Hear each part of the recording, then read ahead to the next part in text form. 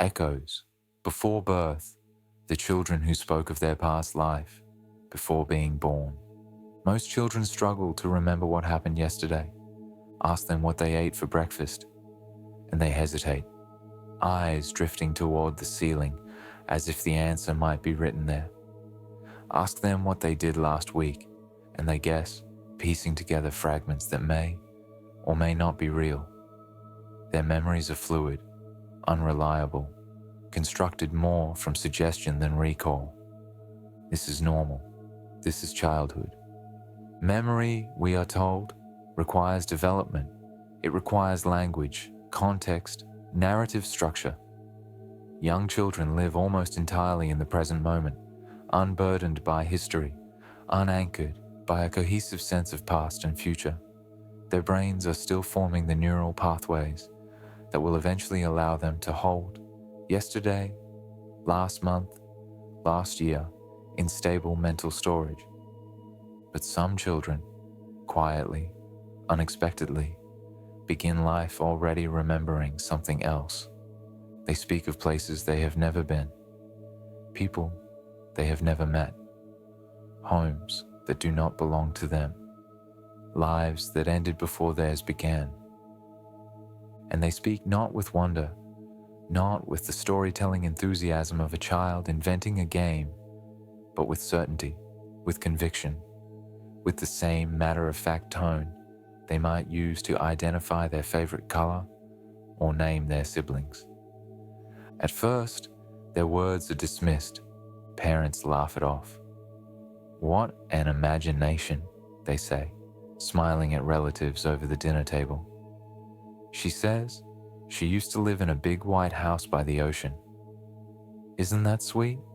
Relatives call it creativity, the sign of a bright mind spinning tales. Doctors, if consulted, say it is fantasy, or attention-seeking behavior, or developmental confusion. A normal phase where reality and pretend blur together. After all, children are natural storytellers. They inhabit imaginary worlds with ease. They give life to dolls, stuffed animals, invisible friends. They blend what they see on screens with what they dream at night. But there is something different about these stories. They do not unfold like make-believe. Make-believe is expansive, ever-changing, collaborative. A child playing pretend will shift details, contradict themselves, accept new rules mid-game. They will be a princess one moment, a firefighter the next, adapting their narrative to whoever is playing along. These memories do not work that way. They arrive suddenly, often without prompting.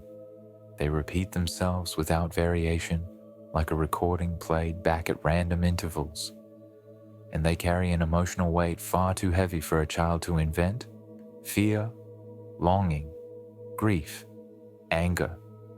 Some children wake screaming, night after night, describing scenes no one ever told them about. Planes crashing, buildings burning, bodies falling. They cry out names their parents have never heard. They beg for people who do not exist, at least not in this life. Others speak casually, almost bored, as if recalling something obvious that adults should already know. They correct their parents on small details. "No, that's not how you make it. My other mother did it this way." They point at old photographs and say, "That's the house I used to live in," even though the photo shows a place in a country they have never visited. They say things like, "That's not my real house. My other mother used to sing to me, 'I died before. I don't belong here.'" And when asked how they know these things, they do not fumble for an answer. They do not look confused. They do not hesitate. "I remember."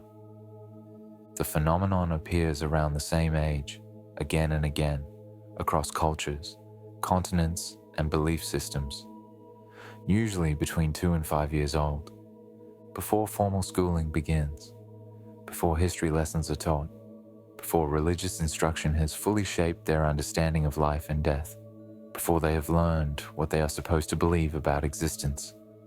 And then, almost always, the memories begin to fade. As language develops, the memories grow quieter.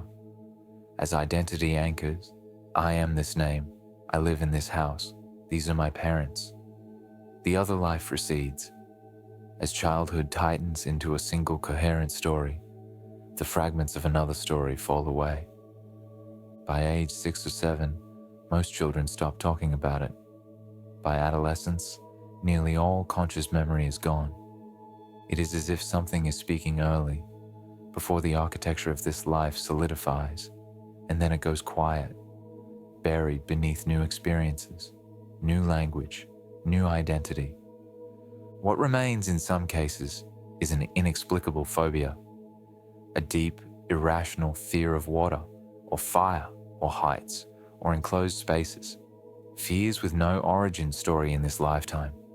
What remains, in other cases, is a fascination, an unexplained obsession with a particular place, time period, or culture that the child has no logical reason to care about. What remains sometimes is a scar, emotional, psychological, a sense of displacement that never fully resolves. Or, in most cases, nothing remains at all. The child grows up, forgets entirely, and moves through life unaware that they once claimed to have lived before. One of the most unsettling modern cases begins in an ordinary American home in the late 1990s. A young boy, barely old enough to speak in full sentences, begins waking from violent nightmares. He screams, he thrashes, he cries out words his parents do not understand, fragmented, desperate, terrified. He says his plane is on fire. He says he cannot get out. He says the water is coming. His parents, like most parents, assume the nightmares are drawn from something external. Perhaps he saw an image on television. Perhaps he overheard a conversation. Perhaps a toy, a book, a passing comment planted a seed that grew into fear. But the nightmares do not fade. If anything, they intensify. The boy begins drawing pictures, obsessively, repeatedly, of planes crashing into the ocean. He uses crayons to sketch flames erupting from wings. He draws stick figures trapped inside cockpits. He draws water rising, swallowing metal and fire. When his parents ask why he draws these things, he does not say, "I don't know," the way most children would. He says, "Because that's what happened." He insists the plane was shot. He insists the enemy was Japanese. He insists he was the pilot. Most strangely, he uses technical language, words no one taught him, words most adults could not define. He names the type of aircraft, a Corsair. He names the ship it launched from, the Natoma Bay. He names fellow pilots, men whose names mean nothing to his parents. When asked his name in the dreams, he answers calmly, without hesitation, James. James Houston. His parents are not believers in reincarnation. They are not spiritualists. They do not practice Buddhism, Hinduism, or any religion that teaches rebirth as doctrine. They are ordinary Americans, raised in a culture that views life as linear. You are born, you live, you die, and that is the end. They are not searching for meaning. They are not looking for answers in the supernatural. They are frightened because their son is describing something that feels too specific, too consistent, too detailed to be imagination. And so, reluctantly, not to prove anything, but to stop the fear, to understand, to help their child sleep, they begin checking records. They expect coincidence. They expect dead ends. They expect to find nothing and to be relieved. Instead, they find confirmation. There was a pilot named James Houston. He flew a Corsair. He launched from the USS Natoma Bay. He was shot down during World War II in the Pacific, his plane engulfed in flames before crashing into the ocean. The details line up with disturbing precision. And the boy is only 3 years old. Cases like this unsettle not because they prove reincarnation. They do not and cannot in any scientific sense, but because they challenge our most fundamental assumptions about memory itself. Where does memory live? We are taught that memory resides in the brain. It is encoded in neurons, stored in synaptic connections, retrieved through electrochemical signals. When the brain dies, memory dies with it. This is the materialist view, the scientific consensus, the foundation of modern neuroscience. If memory is only in the brain, it should die with the brain. And yet, these children remember things they never lived through, at least not in this life, not in this body. They remember events that occurred before they were born. They remember people they never met. They remember dying. How? The easy answer is that they do not actually remember. They are confabulating, constructing false memories from fragments of overheard stories, cultural narratives, media exposure. Children are suggestible. Their brains are pattern-matching machines, capable of weaving together unrelated details into coherent-seeming narratives. But this explanation falters under scrutiny. It falters when the cases occur in families with no prior belief in reincarnation, where the concept has never been discussed. It falters when details are verified only after the child speaks, with no possibility of prior exposure. It falters when the child resists the identity rather than embraces it, when they become upset, confused, frightened by the memories rather than delighted. Because many of these children do not want to remember. They cry when corrected. They become angry when told they are imagining things. They feel displaced, confused, as if the world has shifted them somewhere they did not choose to be. One child said it plainly, "I'm not supposed to be here yet." Another asked a question no parent expects. "Why did I have to be born again?" The memories do not feel like stories to them. They feel like facts. And facts do not care whether we believe them. Across India, similar stories have been told for generations.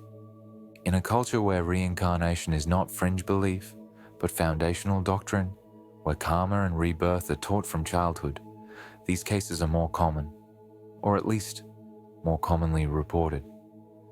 Children describe former homes in distant villages they have never visited. They name husbands, wives, siblings from a previous life. They point out possessions that were hidden or lost decades ago. They speak in dialects they were never taught, from regions their current family has no connection to. And when taken to these places, sometimes hundreds of miles away, many do something that no story, no imagination, no coincidence can easily explain. They recognize, not vaguely, not approximately, not in the way a child might point at any old house and say, "That one looks right." They walk directly to the correct house, as if guided by muscle memory. They know which door leads where. They identify people without being told who they are, without introductions, without prompting. Sometimes they say nothing at all until they see the right person, and then they run to them. Not like meeting a stranger, not with hesitation or confusion, but like coming home. In one documented case, a young girl in Sri Lanka refused to eat certain foods, insisting they made her sick. She had no allergies. Her parents could find no medical reason for her aversion, but she was adamant, consistent, unwavering. Years later, researchers investigating her claims discovered records showing that the person she claimed to have been in a previous life had died from an allergic reaction to that very food. In another case, a child in Lebanon panicked at the sight of water, screaming about drowning, refusing to go near rivers, lakes, even bathtubs. No one in the family had drowned. No one had told stories of drowning. The child had never had a traumatic experience with water in this lifetime, but the child insisted, with the kind of certainty that cannot be faked. I went into the water and didn't come back. Later, investigation revealed that the person the child claimed to remember had, in fact, drowned. These children do not speak poetically. They do not dramatize. They do not perform. They state facts, or what they believe to be facts, in the same tone they might use to describe what they had for lunch, sometimes with frustration, as if the adults around them are being deliberately obtuse, sometimes with sadness, as if mourning something lost, sometimes with an urgency that feels like unfinished business, like a message that must be delivered before the window closes. And perhaps that is the most haunting pattern of all. Many of these memories center on death, not peaceful death, not old age, not slow decline, sudden death, violent death, unresolved death, crashes, gunshots, fires, falls, drownings, accidents, murders. It is as if the final moment, the moment of greatest shock, greatest fear, greatest intensity, leaves the deepest imprint. As if consciousness, whatever it is, carries that moment forward more vividly than any other. In neurological terms, this almost makes sense. Traumatic memories are known to encode differently than ordinary memories. They bypass normal memory processing, embedding themselves in the brain with unusual clarity and persistence. Trauma creates what researchers call flashbulb memories, vivid, detailed, hard to forget. But that explanation only works if we assume these are the child's own traumatic memories, encoded in their own brain. What if they are not? What if the memory is coming from somewhere else? In some cultures, this is expected. In Tibetan Buddhism, the search for reincarnated lamas involves children who remember details of their predecessor's life, details used to verify the authenticity of the reincarnation. In Hinduism, stories of rebirth are woven into sacred texts, into folk wisdom, into the everyday understanding of existence. In these cultures, a child who speaks of a past life is not seen as unusual. They are seen as proof of what is already believed. But in the West, where such beliefs are marginal, where reincarnation is dismissed as superstition, these cases appear more disruptive. They are anomalies, outliers, things that should not happen if our models of consciousness, memory, and identity are correct. And yet, they happen. They happen in Christian families, Jewish families, secular families. They happen in cities, suburbs, rural areas. They happen to children who have no cultural framework for understanding what they are experiencing. And the pattern remains the same. Children remember briefly, and then they forget. By age 6 or 7, most children stop talking about their past life memories. Sometimes, this is because the memories genuinely fade, dissolving into the background noise of new experiences, new learning, new identity formation. Sometimes, it is because the child learns that talking about these things makes adults uncomfortable. They learn that their memories are not believed, not welcomed, not validated, and so they stop sharing them. One mother described it this way: he used to talk about it all the time, and then one day, he just stopped. I asked him about it once, months later, and he looked at me like he didn't know what I was talking about. It was like a door had closed. By adolescence, nearly all conscious memory is gone. What remains, in some cases, is a behavioral residue, phobias, fascinations, personality traits that seem disconnected from any clear origin. A child who once claimed to have died in a fire grows up terrified of flames. A child who once described being a soldier becomes obsessed with military history, even though no one in their family served. A child who once spoke of living in Japan feels an inexplicable pull toward Japanese culture, language, art, long after the memories themselves have vanished, or in most cases, nothing remains at all. The child grows up, forgets entirely, and moves through life unaware that they once claimed to have lived before. The parents may remember. They may keep the drawings, the recordings, the notes from that strange period when their toddler spoke of another life. But the child does not. It is as if a chapter was briefly opened and then closed, leaving no trace in conscious awareness. Skeptics argue coincidence. They argue that with billions of people on the planet, with countless historical deaths, with vast archives of recorded information, it is statistically inevitable that a child's random statements will occasionally align with a real person's life. They argue suggestion that parents, however unintentionally, feed information to the child, shaping their responses, interpreting ambiguous statements as specific claims. They argue cultural influence, that in societies where reincarnation is taught, children learn to frame their experiences in those terms, creating a self-fulfilling cycle of belief. These are reasonable arguments. They should be taken seriously, but they falter when examined closely. They falter when the cases occur in families and cultures where reincarnation is not taught, not discussed, not part of the conceptual landscape. They falter when details are verified only after the child speaks, when parents, skeptical and frightened, check records and find matches they did not expect and did not want. They falter when the child resists the identity rather than embraces it. When they cry, "I don't want to be this person," or "I want to go back to my real family." Because if this were fantasy, if this were attention-seeking, the child would enjoy the game.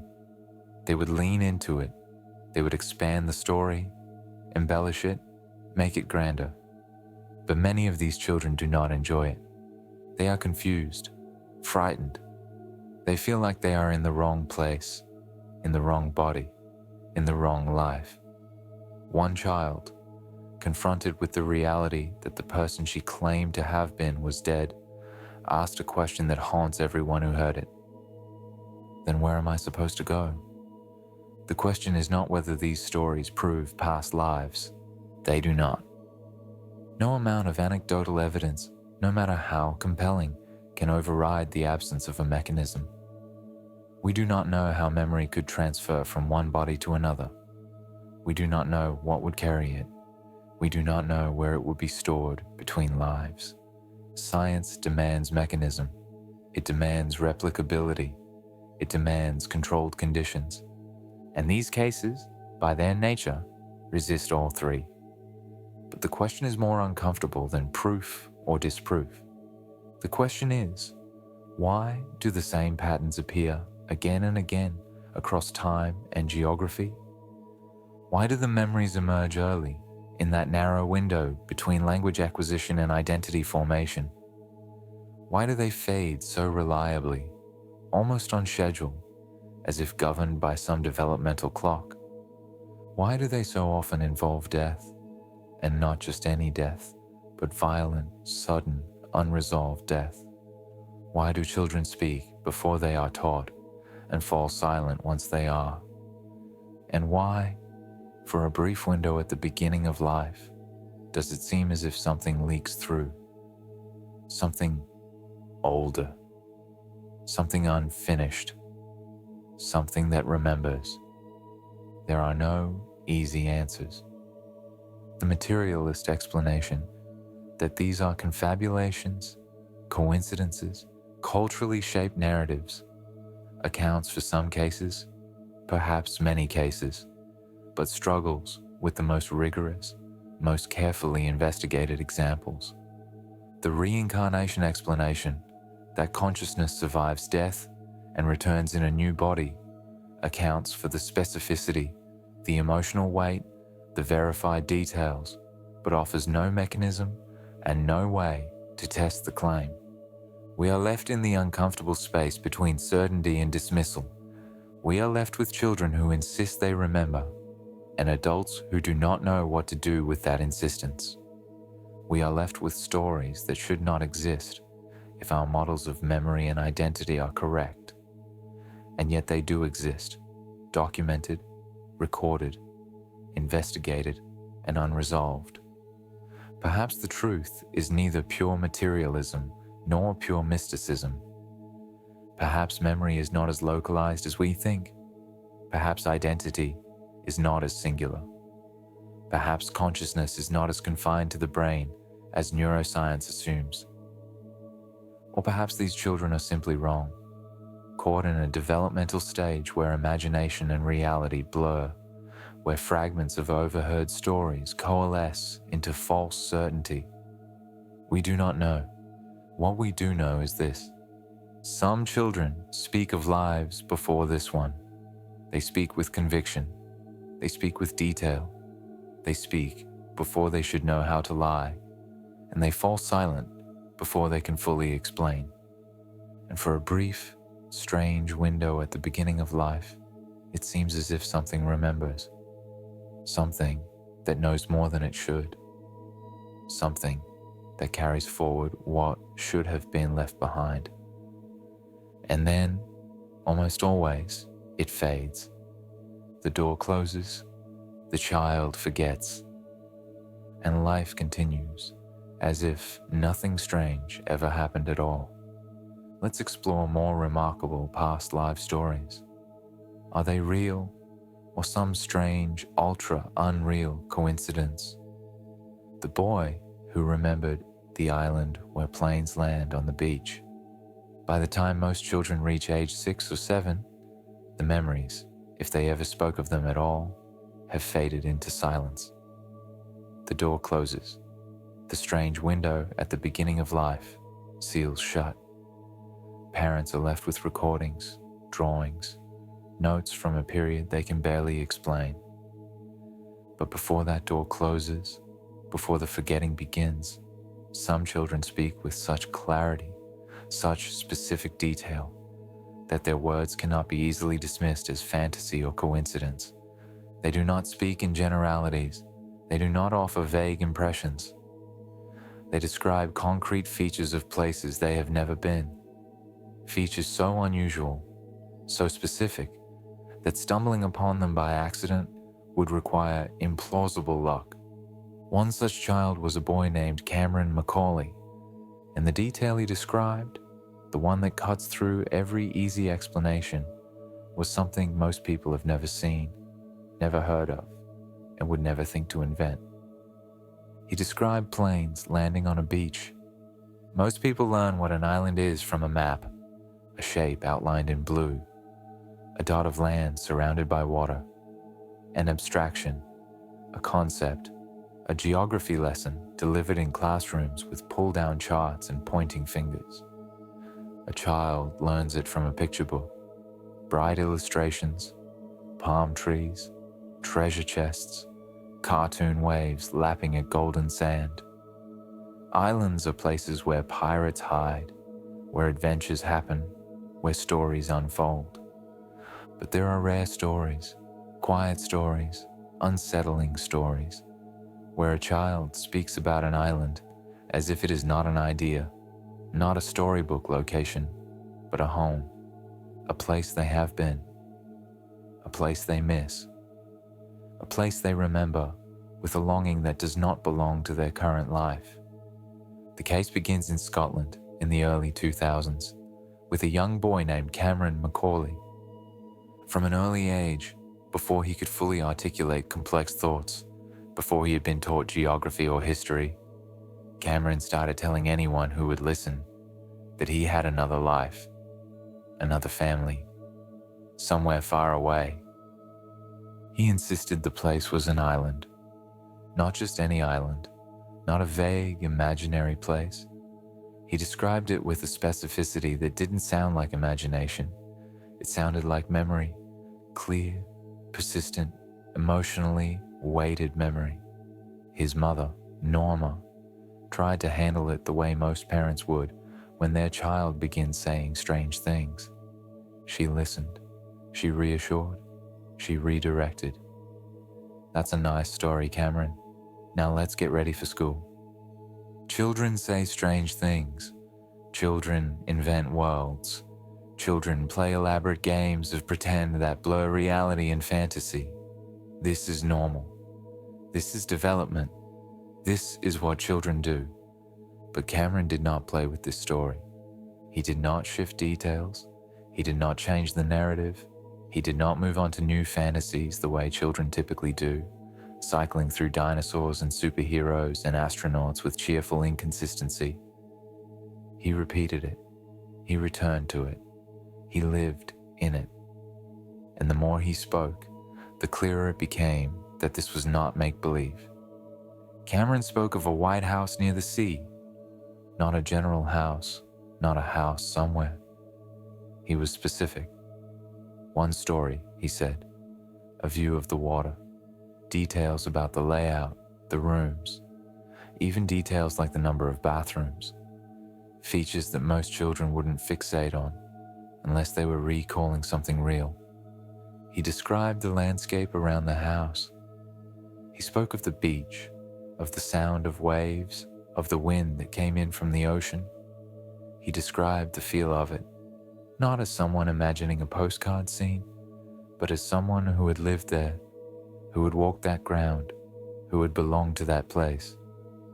He described animals, a black and white dog, an orange cat, not fantastical creatures, not invented companions, real, specific animals that he remembered with affection. He spoke of playing outside, of picking apples from trees, of the feeling of sand and shoreline beneath his feet.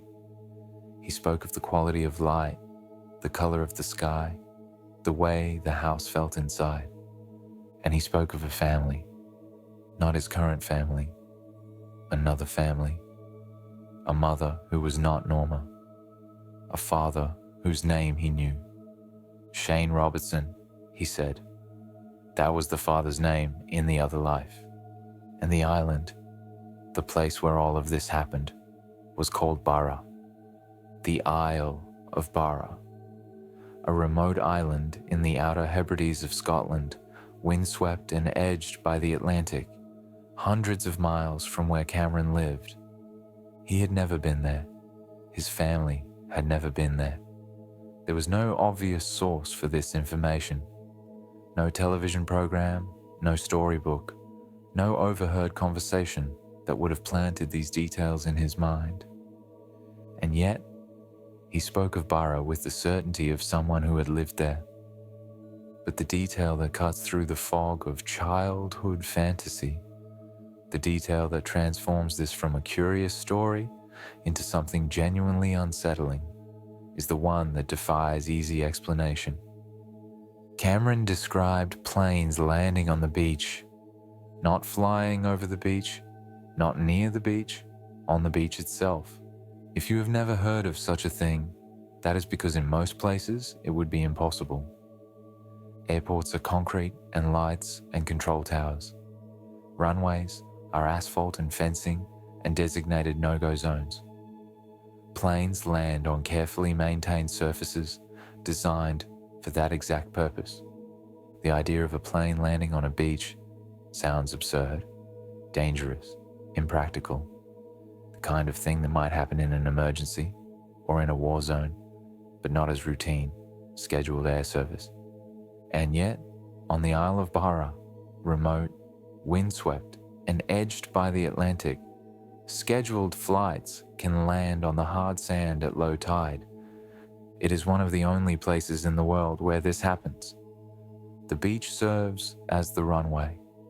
When the tide is out, the sand is firm enough to support the weight of an aircraft. Flights are scheduled around tidal charts.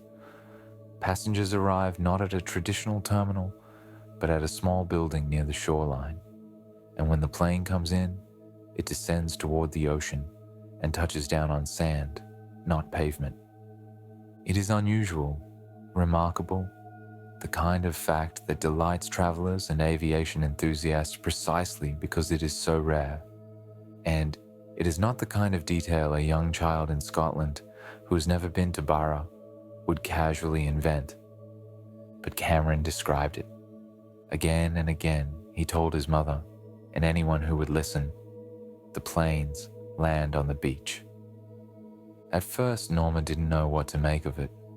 She had never been to Barra. She didn't know about the beach runway. To her, it sounded like another piece of her son's elaborate, inexplicable story. But when researchers and documentary filmmakers became interested in Cameron's case, when they began investigating the details he was providing, they discovered that the beach runway was real. And when Cameron's family and investigators eventually traveled to Barra, their plane landed exactly as Cameron had described. He saw it. He watched the approach, the descent, the wheels touching sand, and he reacted not with surprise, not with the wonder of a child seeing something new and impossible. He reacted with the triumph of a child whose reality has finally been acknowledged. I told you it was true. That moment matters because it is not a vague match or a poetic resemblance. It is not the kind of detail that could be explained away as coincidence or cultural contamination or a lucky guess. It is a concrete, unusual feature of a specific place, one that Cameron had been describing long before he arrived, before he had any way of knowing it existed. Now, to be fair, verification is where these stories always become complicated. Researchers and writers connected to the case documented interviews with Cameron. They traveled with him and his family to Barra. They attempted to track down the family Cameron remembered, the Robertsons, the people he claimed to have lived with in that White House by the sea. And they found partial matches. Investigation revealed that a Robertson family did, in fact, vacation on Barra. They stayed in a house that matched key parts of Cameron's description, a white house, one story, with a view of the beach runway. When Cameron approached the house, he recognized it, not hesitantly, not vaguely. He identified it with confidence, as if he had been there before. Inside, the layout appeared familiar to him. He moved through the house not as a visitor exploring a new space, but as someone who knew where things were. He located bathrooms without being told. He commented on features that had changed since he last lived there, observations that suggested prior knowledge of the space. The emotional response was even more striking. Cameron did not react like a tourist visiting a place he had read about. He reacted like someone coming home. There was recognition. There was relief. There was a sense of finally being in the right place after a long absence. But the case also contains uncertainty that should not be brushed aside. Investigators could not conclusively validate every detail Cameron claimed. In particular, they struggled to corroborate the death narrative he described, the way he said he had died in that previous life. Cameron spoke of dying in a specific way. He described the circumstances, the feelings, the moment of transition. But local record searchers did not find evidence of a person dying in precisely the way Cameron remembered, at least not in a way that could be definitively linked to the identity he was claiming. That unresolved portion is important because it reminds us what these cases often are. They are not courtroom proof. They are not scientific validation. They are anomalous patterns, fragments of alignment that resist clean closure. They are puzzle pieces that fit in some places and not in others. They are stories that contain verifiable facts alongside unverifiable claims, creating a frustrating ambiguity that satisfies neither skeptics nor believers. But what cannot be easily dismissed is the emotional reality. Cameron was not telling a fun story. He was not playing a game. He was not seeking attention or inventing an elaborate fantasy to entertain adults. He missed the island. He missed the other mother. Not as a joke, not as a passing whim. He grieved for her. He cried at school. He begged to be taken back to Bara. He became overwhelmed by a longing that his current family could not fulfill, no matter how much they loved him, no matter how much they tried to comfort him. In the documentary record, in the interviews filmed with Cameron and his family, you can see the weight of it. He does not perform. He does not exaggerate. He speaks plainly, matter-of-factly, about a place and a family that he insists are real. And when he talks about not being able to go back, he becomes visibly distressed. Not like a child disappointed that a trip has been cancelled. Like someone grieving a loss they cannot fully articulate. This emotional signature appears repeatedly in child past life cases. It is not the emotion of fantasy. Fantasy is joyful, expansive, playful. It does not produce grief. This is grief that doesn't belong to the present life. Longing that doesn't fit the circumstances. Homesickness for a place the child has never been, or at least should never have been. One researcher who worked with Cameron described it as watching a child carry a burden that made no sense in the context of his life. He had loving parents. He had a safe home. He had no trauma, no loss, no reason to feel displaced. And yet he did. He felt like he was in the wrong place, like he had been separated from something essential, like he was supposed to be somewhere else. When Cameron finally visited Bara, something shifted. The visit did not resolve everything. It did not answer all the questions. It did not provide the kind of definitive proof that would satisfy a scientific scrutiny. But it changed Cameron. He became subdued, quieter. The insistence softened, not because the story was disproven, not because he was told he was wrong, but because in a strange way, it was acknowledged. The place was real. The beach runway was real. The house was real. The island he had been describing existed exactly as he said it did. And somehow, seeing it, standing there, being in that place, it seemed to reduce the pressure in him, as if a loop had closed, as if something that needed to be remembered had been remembered and could now be released. After the trip, Cameron's fixation on Bara faded. Not immediately, not all at once, but gradually, over time, he stopped talking about it as much. The urgency diminished.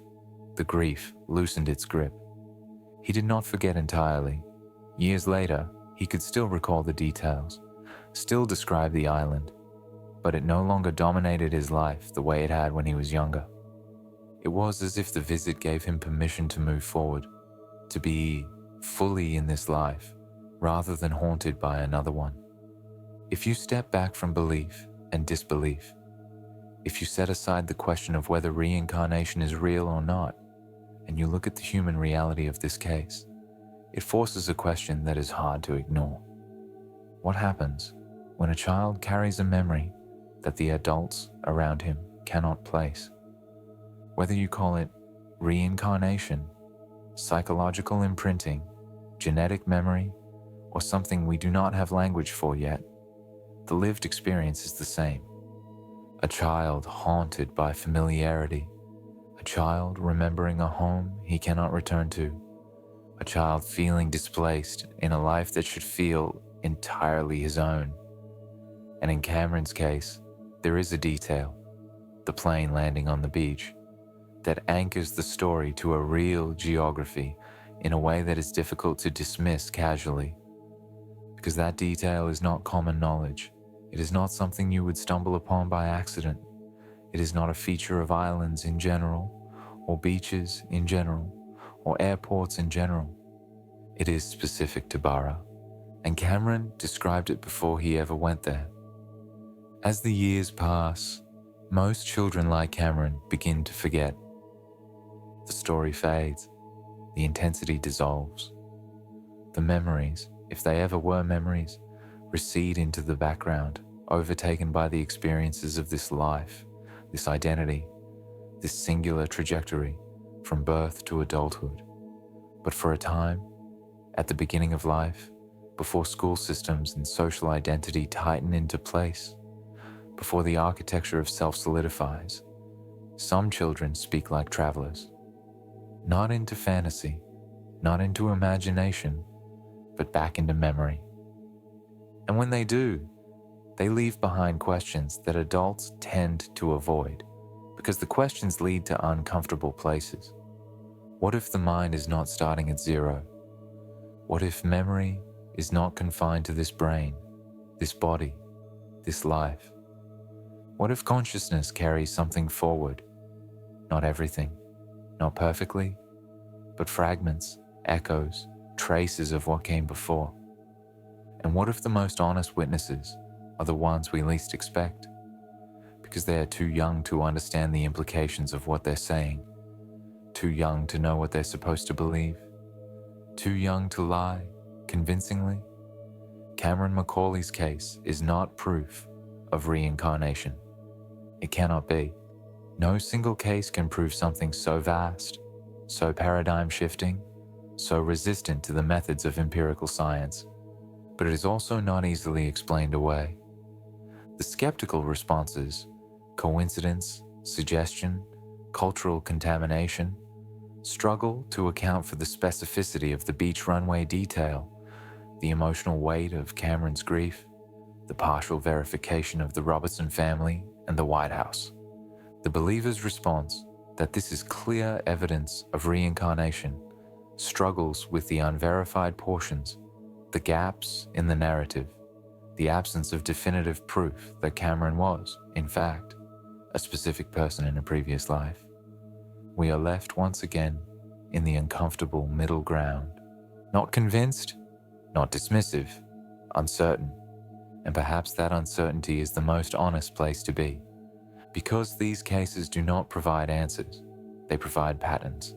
Patterns of children speaking too early, with too much detail about places they should not know. Patterns of emotional resonance that exceeds what imagination should produce.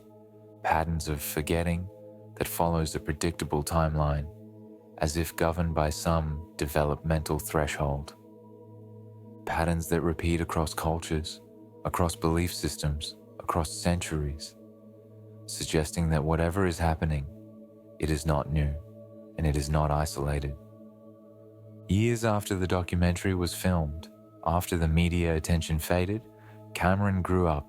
He moved through school. He developed friendships. He built a life in Scotland with his family, in the present. The memories of Barra, if they were memories, no longer consumed him. He no longer cried for the other mother. He no longer begged to go back. But he also did not recant. He did not say, "I made it all up." He did not dismiss it as childhood fantasy. When asked about it later, he simply said that he remembered it, that it felt real, that he could still see the White House, still recall the beach, still picture the planes landing on the sand. But it no longer hurt. It was as if the memory had been integrated rather than erased, as if it had found a place in his life without overwhelming it. And perhaps that is the resolution these cases allow for. Not proof, not disprove, but acknowledgement, witnessing, a willingness to say, "I do not understand this, but I will not dismiss it." Because whether or not Cameron lived before, whether or not consciousness survives death, whether or not reincarnation is real, the fact remains that he experienced something. He felt something. He remembered something. He grieved for something. And that experience, that feeling, that grief, it was real to him. And in the end, perhaps that is what these stories ask of us. Not to believe, not to prove, but to listen, to witness, to allow for the possibility that the world is stranger, more mysterious, more layered than we have been taught to believe, and that sometimes a child knows something we do not. The plane lands on the beach. It is an unusual fact, a remarkable detail, the kind of thing that makes you smile when you learn about it. How wonderful, how strange, how perfectly unexpected. But for Cameron McCauley, it was not a fun fact. It was not trivia, it was home. And for a brief window at the beginning of his life, before the door closed, before the forgetting began, he remembered it. Not because someone told him, not because he saw it on television, not because he guessed, but because, in some way, we cannot fully explain, he had been there before, or at least, he believed he had. And his belief was so strong, so detailed, so emotionally resonant, that it carried him across the distance, across the sea, across the years, across the boundary between one life and another, until finally, he stood on that beach, and the planes landed just as he said they would.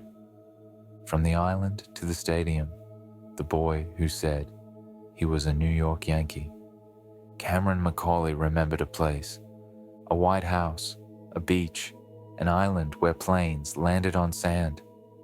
His memories were rooted in geography, in landscape, in the physical world he claimed to have inhabited before, waves and wind and the sound of the Atlantic crashing against Scottish shores. But not all past life claims anchor themselves to locations. Sometimes they anchor themselves to identity, to a name, to a role, to a life lived in the public eye. When that happens, the questions become more complicated because memory is no longer private. It collides with history, with documentation, with photographs and statistics, and millions of people who remember the same life, but from the outside. In Cameron's case, investigators could travel to Barra and verify that the details matched.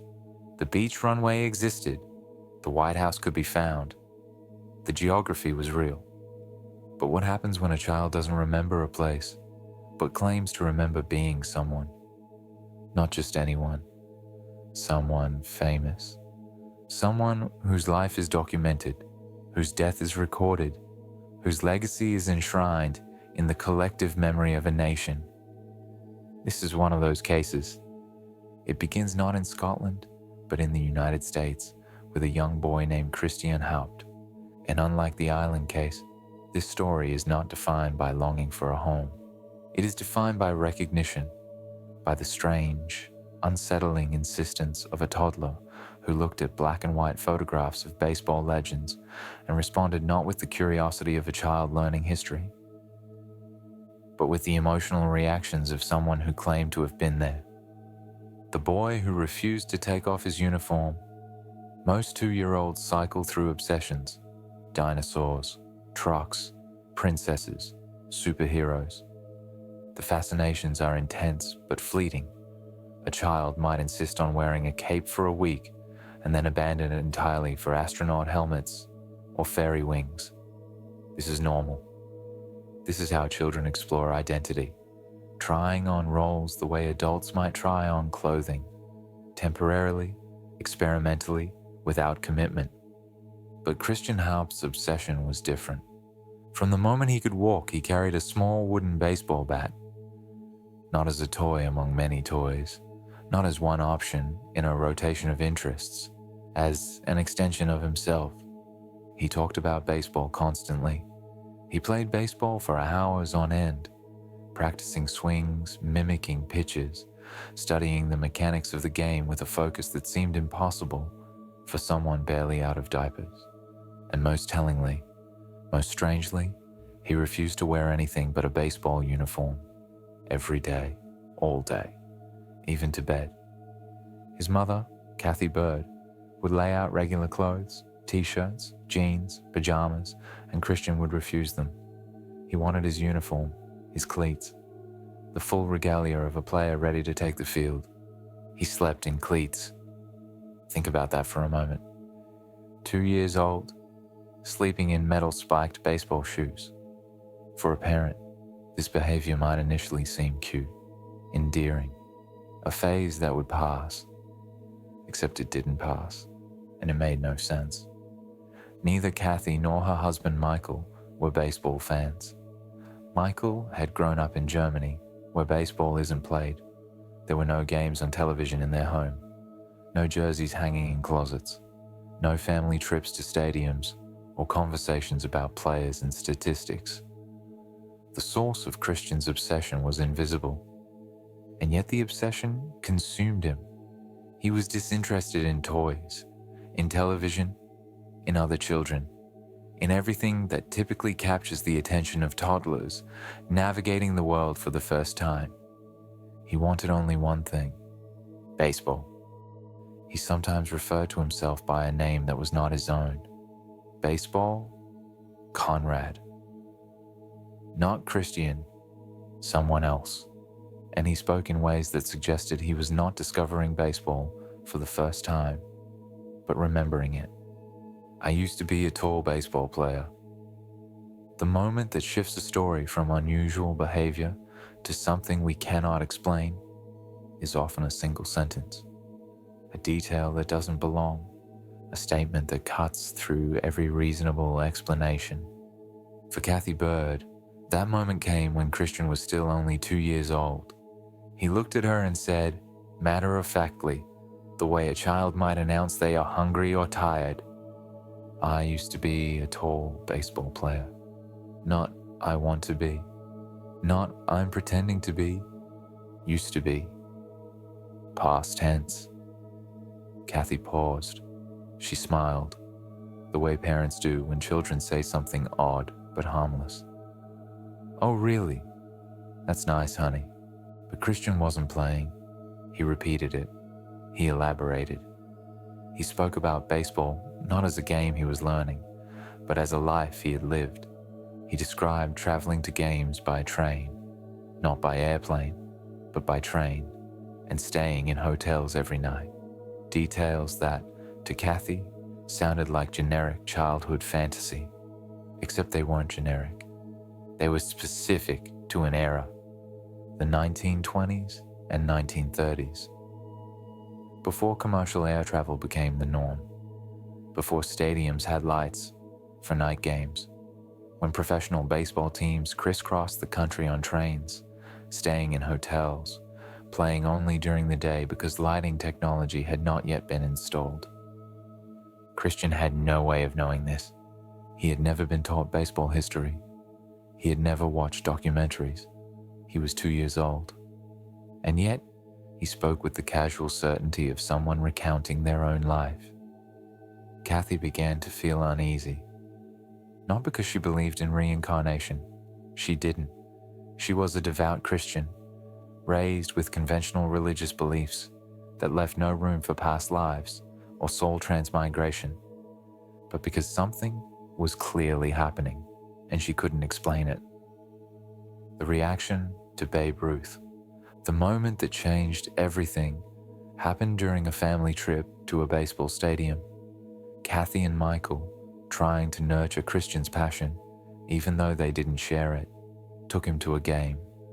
The stadium walls were decorated with large images of baseball legends, icons of the sport, frozen in black and white, larger than life. Most children would glance at the images and move on. Christian did not. He saw a photograph of Babe Ruth, the most famous baseball player in American history, a man whose name transcends the sport, a cultural icon recognized even by people who have never watched a game. And Christian became visibly upset, not confused, not curious, upset. He pointed at the image, his face twisted with an emotion that made no sense for a child his age. "I don't like him," Christian said, his voice sharp, with something that resembled genuine resentment. "He was mean to me." Kathy froze. Children don't form emotional relationships with historical figures. They don't carry grudges against black and white photographs. They don't look at images of people who died decades before they were born and speak as though they have personal grievances. And yet, Christian did. He reacted not as though he was seeing a stranger, but as though he were encountering someone he knew, someone who had wronged him. Later, when Kathy tried to probe gently, asking who the man in the photograph was, Christian's response was immediate. Dumb Babe Ruth. Not admiration, not curiosity, contempt. And alongside that contempt, there was something else. Affection for another player. When Kathy showed Christian a team photograph of the 1927 New York Yankees, one of the most famous teams in baseball history, known as Murderer's Row, Christian studied the image carefully, and then he pointed. Not to Babe Ruth, to another player, a stocky man with prominent dimples. That's me, Christian said. Not, I like him. Not, he's my favorite. That's me. Kathy didn't know who the player was. She went home and searched online. 1927 Yankees dimples. The results led her to one man, Lou Gehrig, the Iron Horse. Lou Gehrig is remembered for three things. First, his extraordinary talent. He played first base for the New York Yankees during the golden age of baseball, a quiet, disciplined player who stood in the shadow of Babe Ruth's larger-than-life persona, but whose skill was undeniable. He batted cleanup, fourth in the lineup, and earned the nickname the Iron Horse for his durability and consistency. He played 2,130 consecutive games, a record that stood for decades. Rain or shine, injury or illness, Gehrig showed up and played. This was not showmanship. It was discipline, work ethic, a quiet, grinding determination that defined his character. Second, his humility. In an era of showmanship and swagger, Gehrig was modest, hard-working, devoted to his craft. He didn't court attention. He didn't seek the spotlight. He simply played, day after day, game after game, with a relentless professionalism that earned respect even from those who found him boring compared to Ruth's charisma. He was the steady one, the reliable one, the player who did his job without drama or fanfare. Third, his tragic death. At age 36, Gehrig was diagnosed with amyotrophic lateral sclerosis, ALS, a degenerative neurological disease that would later bear his name. On July 4th, 1939, he stood before a crowd at Yankee Stadium and delivered one of the most famous speeches in sports history. Today, I consider myself the luckiest man on the face of the earth. 2 years later, he was dead. He died on June 2nd, 1941, at age 37, his body destroyed by the disease that had stolen his strength, his coordination, his ability to move. If reincarnation were possible, and this is still hypothesis, not conclusion, Lou Gehrig's life would fit the pattern researchers see in verified past life cases. A life ended suddenly, violently in a sense, not through external trauma, but through the internal collapse of the body itself. A life defined by unfinished business, by relationships fractured, by a legacy interrupted. And if memory carries emotion more than narrative, if trauma etches itself deeper than chronology, then Gehrig's death, slow, humiliating, public, would be the kind of ending that might leave a residue. The feud that lasted 7 years. But there is another layer to Lou Gehrig's story, one that makes Christian's emotional reaction to Babe Ruth even more striking. For years, Lou Gehrig and Babe Ruth were best friends. This is documented, verified, part of the historical record. Ruth, raised in an orphanage, had never known a stable family. He was boisterous, reckless, larger than life, a man who lived without boundaries and paid the price in hangovers, scandals, and strained relationships. But in Christina Gehrig, Lou's mother, Ruth found something he had never had, a maternal figure. Christina welcomed Ruth into her home. She cooked for him. She scolded him when he drank too much. She offered him the kind of stability and warmth that he had been denied as a child. The Gehrig household became Ruth's refuge, and for years, Lou and Babe were inseparable. They played together, they traveled together, they won championships together. And then, in 1932, something shattered. The exact details are disputed by historians. Some accounts suggest it involved an incident where Babe made an inappropriate or disrespectful comment about Christina Gehrig. Others suggest it was a slow accumulation of resentments, jealousy over salaries, competition for attention, the clash of two very different personalities forced into proximity year after year. Whatever the cause, the friendship ended. Abruptly, completely. Lou Gehrig and Babe Ruth stopped speaking. For 7 years, they played side by side as teammates on the most famous baseball roster in history. They shared a clubhouse. They traveled on the same trains. They stayed in the same hotels. They stood in the same dugout, game after game, championship after championship. And they did not speak. Not a word, not a glance. The silence was so complete, so absolute, that it became part of baseball lore. Even their teammates noticed. Even the press wrote about it. But neither man broke the silence. Until July 4th, 1939. The embrace. On that day, Lou Gehrig stood at home plate and announced his retirement from baseball. His body was failing. ALS had begun its relentless work, stealing his strength, his coordination, his future. The crowd wept. Players from both teams lined up to honor him, and Babe Ruth, who had not spoken to Lou Gehrig in 7 years, walked across the field and embraced him. The feud, whatever it had been, was over. In the face of death, the grudge dissolved, and for a brief moment, the two men who had defined an era of baseball stood together again, reconciled, forgiven. Gehrig died 2 years later. Ruth outlived him by 7 years, dying in 1948. But that moment, the embrace, the reconciliation, is part of the story, part of the unfinished business. And if Christian truly carried some fragment of Lou Gehrig's consciousness, if emotion persists when narrative fades, then the resentment toward Ruth would make sense. Not because Christian understood the history, but because the feeling lingered. The sense of betrayal, the wound of a friendship lost. Christian, at age 2, could not have known about the 7 years of silence. He could not have known about the complicated dynamic between Gehrig and Ruth. Best friends, then enemies, then reconciled only at the end. But when he saw Babe Ruth's photograph, he felt something. Anger, dislike, resentment.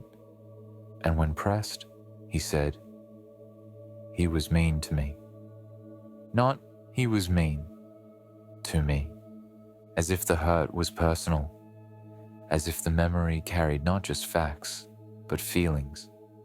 The details that didn't belong. As Kathy began researching Lou Gehrig, reluctantly, skeptically, but unable to ignore what Christian was saying, she discovered something that made her pause. Lou Gehrig and Babe Ruth had been best friends. For years they were inseparable.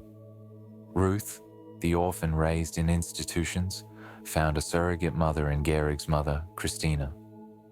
The Gehrig household became a second home to Ruth, a place of warmth and stability that he had never known as a child. And then, in 1932, something happened. The friendship ended, abruptly, completely. For 7 years, Lou Gehrig and Babe Ruth, teammates, members of the same legendary roster, did not speak to each other. They played side by side, they traveled together, they won championships together, but they did not speak. The exact cause of the rift is debated by historians. Some accounts suggest it involved an incident between Ruth and Gehrig's mother. Others point to jealousy, competition, or a slow accumulation of slights that finally broke the bond. Whatever the cause, the silence persisted until July 4th, 1939, the day Gehrig announced his retirement due to ALS.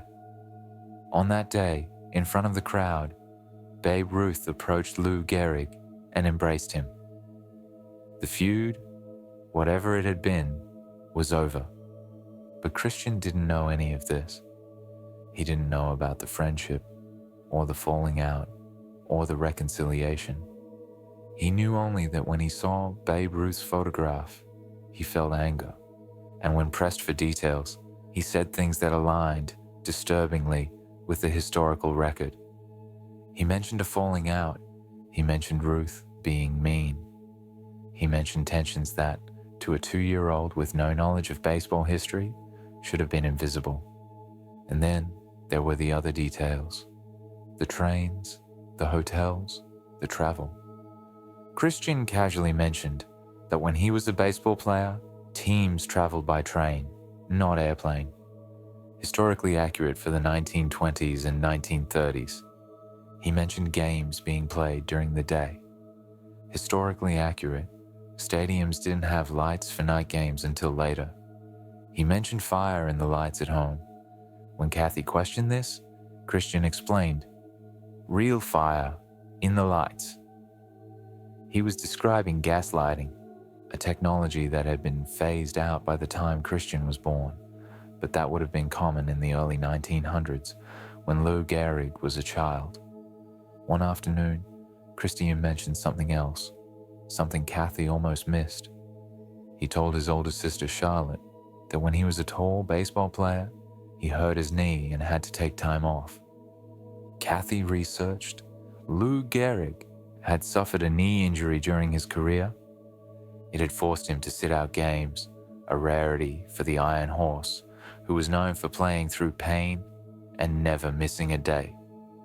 Christian should not have known this. There was no reason for him to invent it. And yet there it was.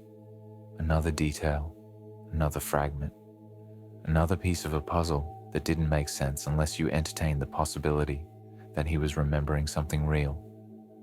The photograph test. Kathy decided to test Christian's claims more rigorously. She showed him additional photographs of the 1927 Yankees. Are there other players who didn't like Babe Ruth? She asked. Each time, Christian pointed to the same player, the stocky man with dimples. Lou Gehrig? She showed him a photograph of two men standing together, arms around each other's shoulders. Who is this? Kathy asked, assuming it was a picture of Ruth and Gehrig during their friendship. Christian studied the image carefully. That's not Dom. Babe Ruth, he said. That's the coach. Kathy looked at the fine print beneath the photograph. Christian was right. The man standing next to Babe Ruth was not Lou Gehrig.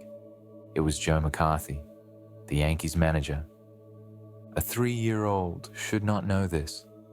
A 3-year-old should not be able to distinguish between players and coaches in black and white photographs from the 1920s. But Christian did, and that, perhaps more than anything else, is what pushed Kathy from skepticism towards something she could not name. Not belief, exactly. Not certainty, but an acknowledgement that something was happening and it was not normal. The physical resemblances. Kathy began to notice other things. Christian was left-handed. So was Lou Gehrig. Christian had prominent dimples, one on each cheek, with the left one distinctly deeper than the right. So did Lou Gehrig. When Kathy compared photographs of Christian's face to photographs of young Lou Gehrig, the resemblance was striking. Not identical, but enough to make her pause, enough to make her wonder.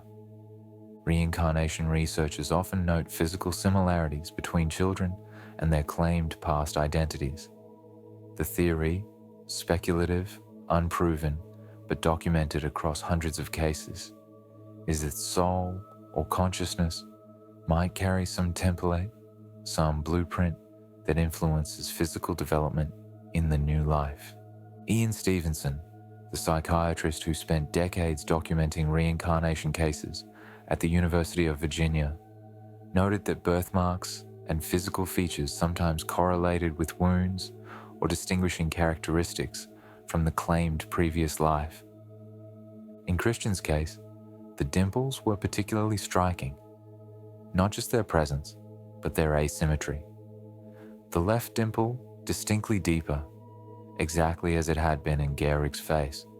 Or it could be coincidence. Millions of children are left-handed. Millions have dimples. But when those traits appear alongside behavioral obsessions, emotional reactions, and historical knowledge that shouldn't exist, the pattern becomes harder to dismiss as random chance. The prodigy on YouTube. Christian's talent too was undeniable.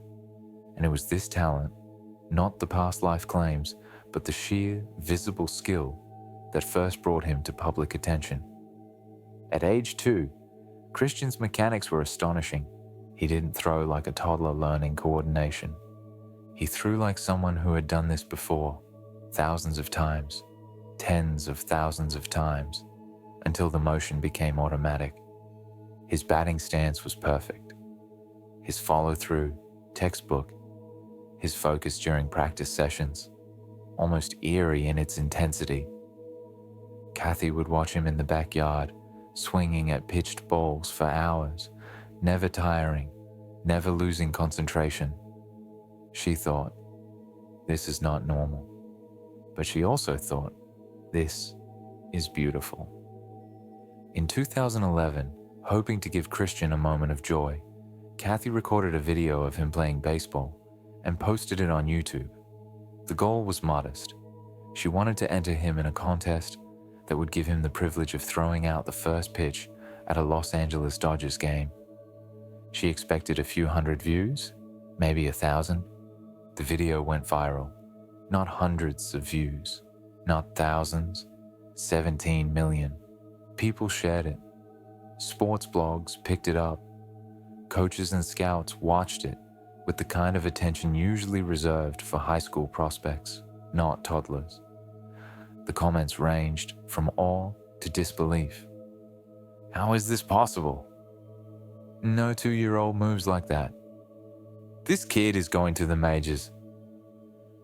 Among those who watched was Adam Sandler, who was filming a comedy called That's My Boy and needed a young baseball player for a cameo scene. He reached out to Kathy. Christian, at age 2, appeared in a Hollywood film, cast not because of his past life claims, which were still private at that point, but because his skill was so visually compelling that it worked on camera. The role was small, a few seconds of screen time, but it marked a threshold.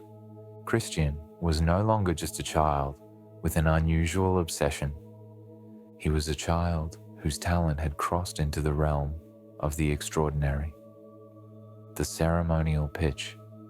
In September 2012, Christian's dream came true.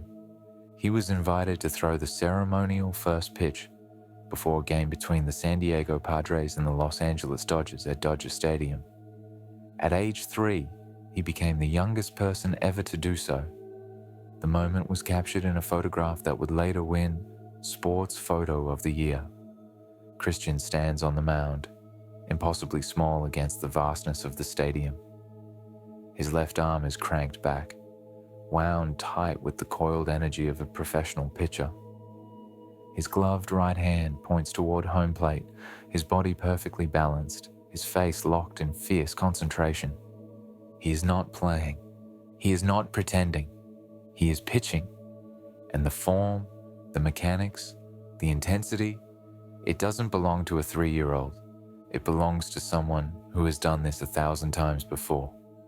The crowd cheered. Christian threw the pitch. It reached home plate.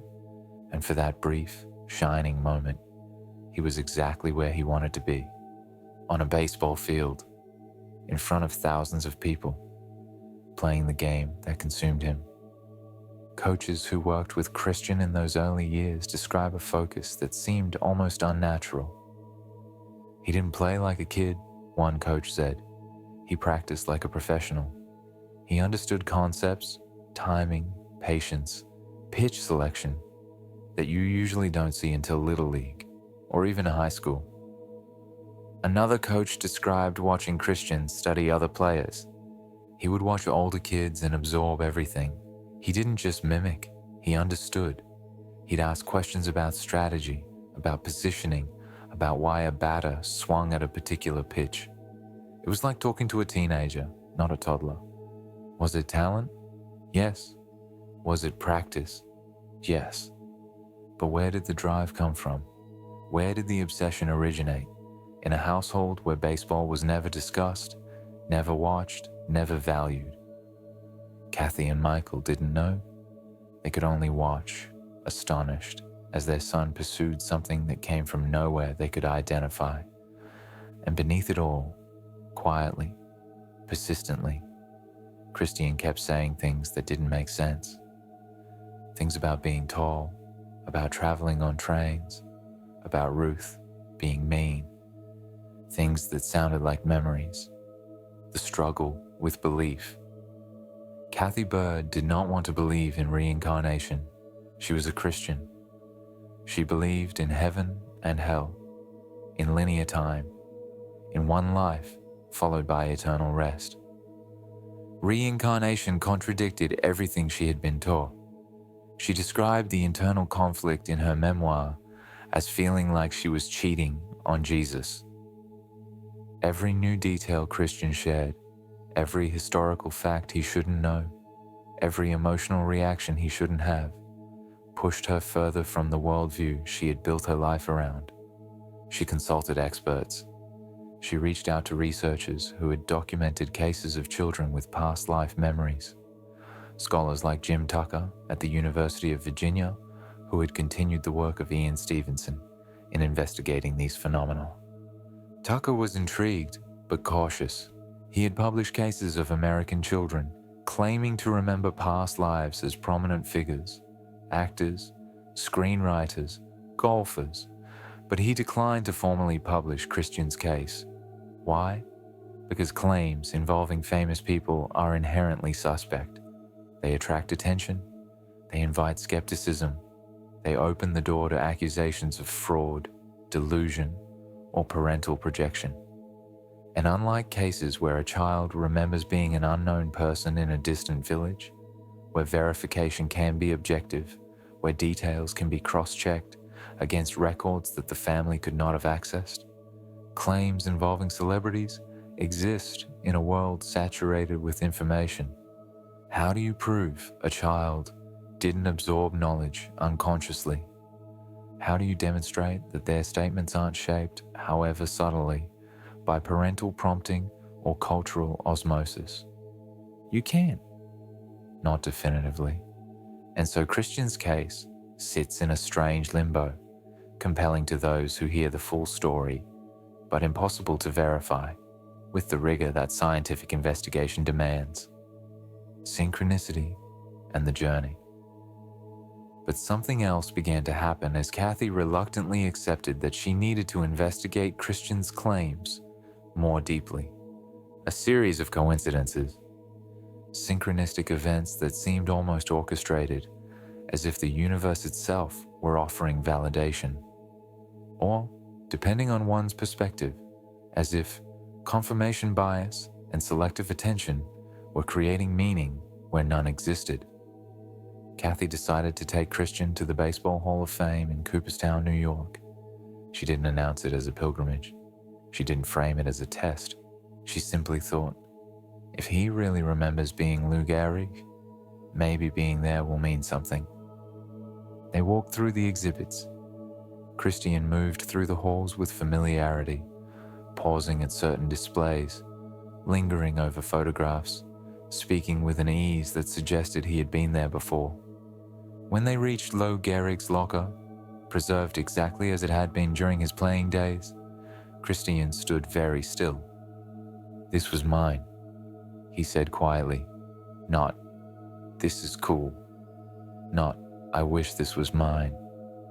This was mine. Kathy felt her throat tighten. Later, back in California, she became obsessed with finding Lou Gehrig's childhood home.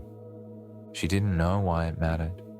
She just felt pulled to see it, to stand where Gehrig had stood, to walk the streets he had walked. She researched. She reached out to historians. She dug through records, and she found it. A modest house in the Bronx, unremarkable on the outside, but marked by the fact that it had been Christina and Lou Gehrig's residence during Lou's childhood and early career. Kathy took Christian there. They stood on the sidewalk, looking at the building. Christian didn't react with wonder or surprise. He reacted with something quieter, recognition. I remember this place, he said. And Kathy, standing there with her son, felt the boundaries of her belief system beginning to crack. ALS Awareness Day. Perhaps the most striking synchronicity came during a baseball game Kathy and Christian attended in Tampa Bay. They had planned the trip weeks in advance, a simple outing to watch a game, nothing more. When they arrived at the stadium, Kathy noticed banners and signs everywhere. It was ALS Awareness Day, a day dedicated to raising money and awareness for amyotrophic lateral sclerosis, Lou Gehrig's disease. Kathy stopped walking. She had not known. She had not planned this. She had chosen the date randomly, weeks earlier, based on nothing more than schedule and convenience. And yet here they were, on a day specifically honoring the disease that had killed Lou Gehrig. During the game, the stadium showed a video tribute to Gehrig. His famous farewell speech played on the Jumbotron. Today, I consider myself the luckiest man on the face of the earth. Christian watched, transfixed. Kathy watched her son, and she thought, this can't be random. Either it was the universe winking at her, offering confirmation, offering proof that she was on the right path, or it was the human mind doing what it does best, finding patterns, creating meaning, seeing significance in coincidence, because the alternative, that life is random, that our children's strange behaviors are meaningless, is too unsettling to accept. Kathy couldn't know which.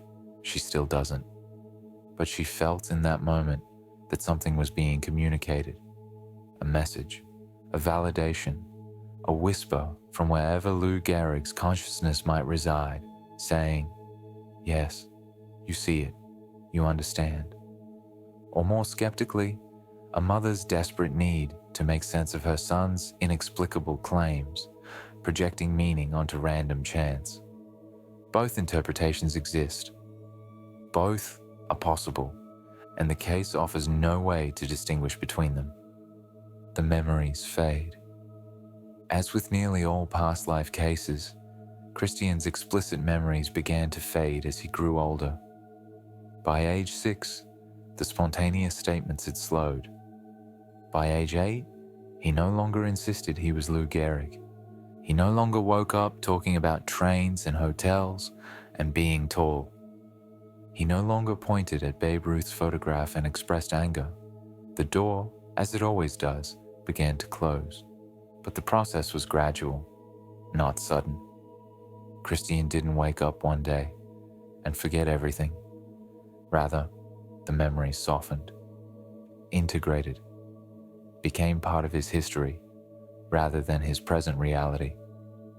When Kathy would ask him about the things he had said when he was younger, Christian would nod. I remember saying that, he would tell her. Not, I made it up. Not, I was confused. Not, I don't know why I said that. I remember saying it.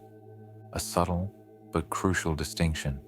He remembered having the memories, even if the memories themselves were no longer vivid, no longer pressing, no longer consuming. It's as if the past life, if that's what it was, had served its purpose. It had surfaced, been acknowledged, been witnessed, and then it could rest. Christian moved on. He developed other interests: basketball, video games, friendships that had nothing to do with baseball history or past life claims. The baseball uniform finally came off. He still played, excelling as a pitcher and shortstop, continuing to demonstrate the skill that had made him famous on YouTube. But it was no longer an obsession. It was a talent, a passion, a part of his life, but no longer the entirety of it. He became, in most respects, a normal kid. He attended Laguna Blanca School in Santa Barbara. The family had moved from Thousand Oaks. He played on competitive travel teams. He made friends. He listed contemporary players as his favorites: Clayton Kershaw, Corey Seager, Aaron Judge, Didi Gregorius. When asked about his favorite teams, he mentioned the Dodgers and Yankees, both. The team he roots for now, and the team he claimed to have played for in another life. But he spoke of them the way any young fan might, with enthusiasm, with hope, with the present tense excitement of someone experiencing baseball for the first time. Not with the weight of memory, not with the ache of something lost, just joy. And perhaps that is the resolution these cases allow for. Not proof, not certainty, but integration. Christian carried something, whether it was memory or imagination, or something we don't yet have words for, and then he released it, or it released him, and he could move forward into his own life, unburdened by the past, free to be simply Christian. A talented young baseball player, a kid with dreams and friends and a future. Not Lou Gehrig's reincarnation, just himself, when Christian met Lou's family. But before the memories faded completely, something else happened, something that added another layer to the story.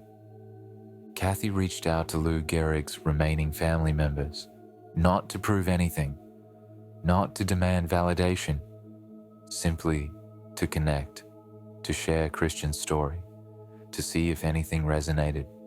The response was mixed. Some family members were skeptical, some were open, some were moved. But one meeting stood out. An elderly relative, someone who had known Lou personally, who had memories of the man, not just the legend, agreed to meet with Christian. They sat together. Christian, still young enough that the memories were present, spoke about details of Lou's life that he should not have known. He described the layout of the house. He mentioned specific family members by name. He spoke about incidents, small moments, ordinary fragments of domestic life that would never have made it into biographies or documentaries. The relative listened. And when Christian finished, there was a long silence. "How do you know these things?" the relative finally asked. Christian looked up, confused by the question. "I just do," he said simply. The relative didn't say Christian was Lou Gehrig reincarnated, but they didn't dismiss it either. They simply acknowledged, "Some of what you said, you couldn't have learned that anywhere. Those are family stories, private things. And perhaps that is as close to verification as these cases ever come. Not scientific proof, not irrefutable evidence, but acknowledgement from someone who was there, who knew the life being described, that the details don't match what's publicly available, that the child knows something they shouldn't, and the only question remaining is, how?" But Kathy couldn't forget. She couldn't unsee what she had witnessed, the intensity, the specificity, the inexplicable knowledge, and so she wrote it down. She enrolled in a writing class, drafted a memoir, and eventually published The Boy Who Knew Too Much through Hay House Publishing. The book describes Christian's claims in detail. It documents Kathy's own journey, from skepticism to investigation, to a reluctant acceptance that she could not fully explain what had happened. And it includes another layer, one that deepens the mystery even further. Kathy underwent past life regression therapy. In 3 separate sessions, she claimed to access memories of being Christina Gehrig, Lou Gehrig's mother. She described details of Christina's life that she later verified through research, details she insists she did not know beforehand. The bond between mother and son, she believes, carried across lifetimes. Skeptics, of course, have other explanations. They argue that regression therapy is unreliable, that it produces false memories shaped by suggestion and expectation. They argue that Kathy, having researched Lou Gehrig extensively for her son's case, could have unconsciously absorbed details about Christina and later remembered them under hypnosis. They argue that the entire narrative, compelling as it is, rests on subjective testimony, family belief, and patterns that could be explained by coincidence, cultural influence, or wishful thinking. And these arguments cannot be easily dismissed, but neither can the pattern itself. Because Christian's case is not unique. It sits within a larger body of reports, thousands of cases documented across cultures, across decades, across belief systems, where young children speak of past lives with details they should not know, and then fall silent as they grow older. When identity crosses lives. The difference between Cameron's case and Christian's case is the difference between geography and identity. Cameron remembered a place, a White House, a beach, an island he had never been to. His verification was external, objective. The planes landed on the beach, just as he said they would. Christian remembered being someone, a role, a name, a public figure whose life is documented, whose death is recorded, whose legacy exists independently of belief. But verification, in Christian's case, is slippery. Yes, he knew historical details. Yes, he expressed emotional reactions that aligned with the historical relationship between Gehrig and Ruth. Yes, his obsession with baseball seemed to come from nowhere, but none of this proves reincarnation. It suggests something unusual, something worth examining, but it does not prove. And perhaps that is the point. Perhaps the question is not, can we prove Christian was Lou Gehrig? Perhaps the question is, why do these patterns appear at all? Why do young children, across cultures, across belief systems, make identity claims that fade as they age? Why do they express emotions tied to relationships they should not know about? Why do they display talents and obsessions that have no clear origin in their current environment? If this were purely fantasy, we would expect variety, randomness, creative elaboration. But the pattern is remarkably consistent. The memories emerge early, between ages 2 and 5. They are specific, not vague. They are emotional, not intellectual. They involve relationships, traumas, or unfinished business, and they fade. Always, they fade. By adolescence, the children forget. Or they stop talking about it, or they integrate the memories into their sense of self in a way that no longer feels like carrying someone else's life. Christian no longer says he is Lou Gehrig, but he remembers saying it, and that liminal space between memory and forgetting, between identity claimed and identity released, is where these cases live. Not in proof, not in certainty, but in the strange, unsettling acknowledgement that something happens and we do not fully understand it. Emotion, not narrative. One theory offered by researchers is that if memory does carry across lives, if there is a mechanism we have not yet discovered, then what survives is not narrative, but emotion. Not the story of a life, but the feeling of it, the attachments, the conflicts, the unfinished business. Christian didn't recount statistics. He didn't describe games or victories or career highlights. He expressed emotion. Dislike for Babe Ruth, affinity for the game, a sense of identity tied to a role that no longer existed.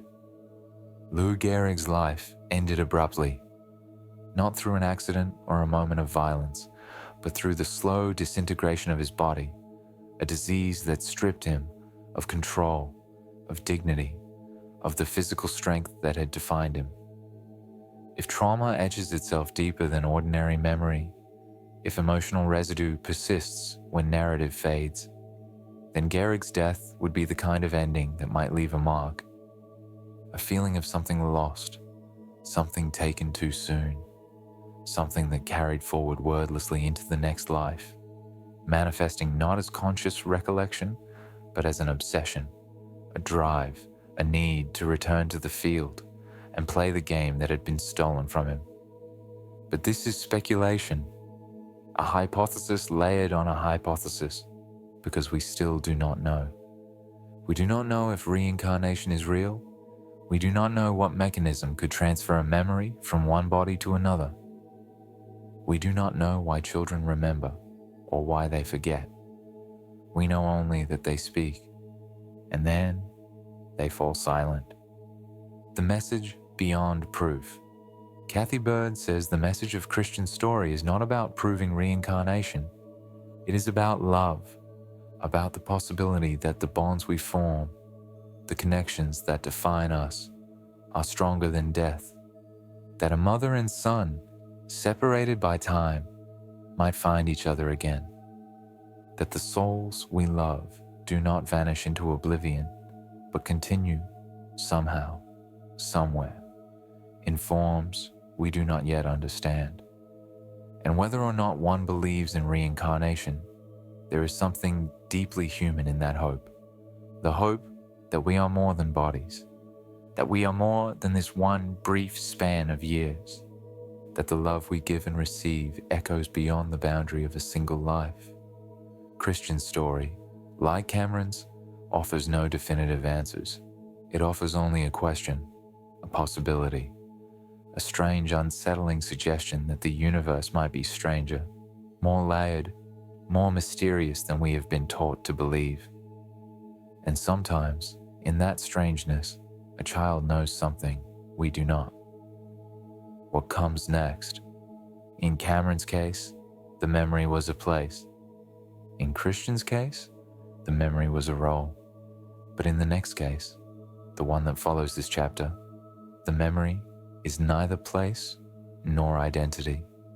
It is death itself. Not the slow fade of Lou Gehrig's illness, not the peaceful longing for an island home, but violent, sudden, terrifying death. The kind that burns itself into memory, if memory is what it is, with a clarity that defies forgetting. In the next chapter, we move from the baseball field to a burning building, from public legacy to private terror, from identity remembered to death remembered. And we ask the question that haunts every parent who hears their child describe the moment they died. How could they possibly know? From identity to death, the child who remembered dying in a Chicago fire. Christian Haupt remembered identity, a role, a name, a public figure whose life was documented in photographs and statistics, whose legacy lived in baseball history and collective memory. His memories were shaped by who he claimed to have been, a player on the field, a teammate in conflict, a man defined by discipline and humility, and a disease that stole everything. But there is another kind of memory that appears in these cases, one that is more difficult to listen to and far more difficult to dismiss, because some children do not remember who they were. They remember how they died. This is where the stories turn darker. Not dramatic in the way fiction is dramatic, not heightened, not stylized, not designed for effect, but quiet, precise, unsettling in their simplicity, These are not children recounting adventure or heroism. They are children describing the final moments of a life that ended in terror. And they speak about it the way they might describe what they had for breakfast. Calmly, matter-of-factly, without the emotional weight that such memories should carry if they were truly their own. This chapter begins not with a researcher or an investigator or a belief system seeking validation. It begins in a normal home in Cincinnati, Ohio, with a small child saying something that doesn't belong in childhood conversation. The boy's name is Luke Rillman, and his story is one of the most unsettling in the entire collection of documented cases. Not because it is sensational, but because it is specific. The name that didn't belong. Luke was not raised in a household that discussed reincarnation. His parents, Erica and her husband, were not religious. They did not talk about God or heaven in front of their toddler. They did not read spiritual texts or attend services that might plant ideas about souls or past lives. There were no prompting questions, no leading conversations, no cultural framework that would make a child think about living before. What happened emerged gradually in ordinary moments, the way strange things often do in early childhood, not announced, not dramatic, but persistent. It started when Luke was 2 years old. He began naming things Pam, a ladybug, Pam, a toy, Pam, a drawing, Pam. At first, Erica thought it was just a word he liked, a sound that pleased him, the way children sometimes fixate on certain syllables. I specifically asked him, "Why did you name the ladybug Pam?" Erica recalled. He said, "I just think it's a nice name." It seemed harmless. Except the name didn't drift in and out of play, the way most childhood fixations do. It stayed, and then it expanded. Luke started making comments that didn't fit. "When I was a girl, I had black hair. I used to have earrings like that when I was a girl." Not, "I wish I had earrings." Not, "Can I wear earrings?" Used to have, past tense. Memory, not imagination. Erica began to feel uneasy. This was not typical pretend play. Children invent characters all the time, but they usually frame them as pretend. Let's say I'm a princess. Pretend I'm a dinosaur. Luke was not pretending. He was describing, and there was something else unusual about him. Something Erica had noticed from the beginning, but hadn't connected to the Pam statements. Luke was obsessed with safety. At age 2, an age when most children are fearless, reckless, drawn to danger like magnets, Luke was careful. He worried about drinks that were too hot or too cold. He was cautious crossing streets. He took home safety seriously, in a way that seemed almost adult. His parents remarked on it. It seemed advanced, mature.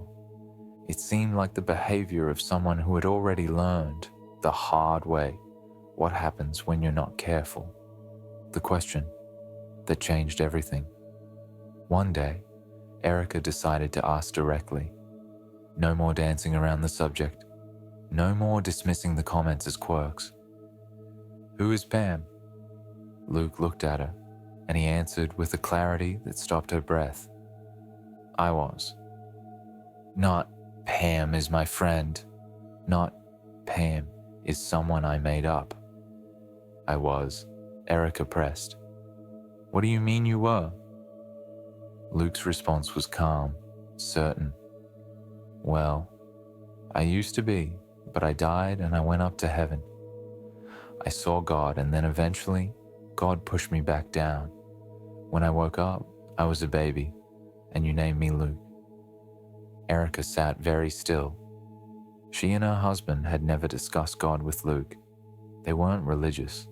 They hadn't talked about heaven, or death, or what happens after we die. Where had this come from? She called her mother, Lisa Trump, confused and unsettled. Lisa remembered something, a book she had read back in the 1970s by Dr. Ian Stevenson, the psychiatrist at the University of Virginia, who had spent decades clinically studying children's past life claims. We started to realize, Lisa said later, perhaps we did have something there. But if they did have something, it came with a terrifying twist, because Erica wasn't finished asking questions. The fire. Do you remember how you died? Erica asked the question carefully, not sure she wanted to hear the answer. Luke looked right at her. Yeah, it was fire. And then he did something that made Erica's blood run cold. He made a motion with his hand and body, a falling motion, like someone jumping from a height. Later, he would explain it more fully. He said Pam lived in a tall building in a big city. He said she walked a lot and took the train. He said there was a fire, and when the fire came, she jumped. These are not details children invent casually. Children invent magic. They invent flying. They invent superheroes who rescue people from fires. Luke invented commuting and death by fire, and the specific visceral motion of someone choosing to jump from a burning building because the alternative, staying inside, was worse. The trigger. There was one more detail that deepened the case. One day, Luke and Erica were watching television together. An explosion came on the screen. A building engulfed in flames, smoke billowing from windows. Luke became visibly upset, not scared in the way children get scared by loud noises or sudden images. Upset, distressed, as if he were watching something he recognized. Turn it off, he said urgently. Turn it off. Erica turned off the TV, and Luke, still agitated, told her why it bothered him. When I was a woman, I jumped out of the building because of the fire. He didn't say, I'm scared of fire. He said, when I was a woman. As if the memory was not hypothetical, as if it was something that had happened to him. The surge. Erica didn't know what to do with this information. Part of her wanted to dismiss it. Children say strange things. Children have vivid imaginations. Children pick up fragments from television, from conversations they overhear, from stories told by other kids. But another part of her couldn't let it go. The details were too specific. Luke had said Pam lived in a big city where she walked a lot and took the train. He had said she died in a fire in a tall building. He had said she jumped. Erica sat down at her computer and searched. Fires in Chicago. Chicago, because Luke had mentioned trains and walking, urban details that fit a major city, and because something about the description felt Midwestern, industrial, dense. What she found horrified her. In March 1993, 17 years before Luke was born, a massive fire had broken out at the Paxton Hotel in Chicago. The hotel, located at 1432 North LaSalle Street, was a single-room occupancy building in a predominantly black neighborhood on the near north side. At approximately 4 a.m. on March 16, 1993, a faulty space heater set a first-floor room ablaze. The fire spread quickly, whipped by 20-mile-per-hour winds, racing up stairwells, filling hallways with smoke. Before firefighters could set up ladders, terrified residents were shimmying down bed sheets or jumping from windows 2 to 4 stories above the rain-slicked street. 19 people died. Among them was a woman in her 30s. Her name was Pamela Robinson, and according to the reports, she had jumped from an upper-floor window to escape the flames. She did not survive the fall. The alignment. Erica stared at the screen. The name, Pam. The city, Chicago. The fire, the Paxton Hotel, the death, jumping from a window. Every detail Luke had described, spontaneously, without prompting, aligned with the documented death of Pamela Robinson. But alignment is not proof. Names repeat, tragedies happen. Children absorb more information than we realize. Erica knew this. And yet, she couldn't shake the feeling that something beyond coincidence was happening. She kept searching. She found more details about the fire, how the building had been up to code but lacked a sprinkler system, prompting then Mayor Richard M. Daley to call for tighter safety measures in single-room occupancy hotels. She found descriptions of the neighborhood, urban, walkable, served by Chicago's elevated train system. She found photographs. And that's when she decided to test Luke, the photograph test. Without telling Luke her plan, Erica printed a series of images. One of them was a photograph of Pamela Robinson.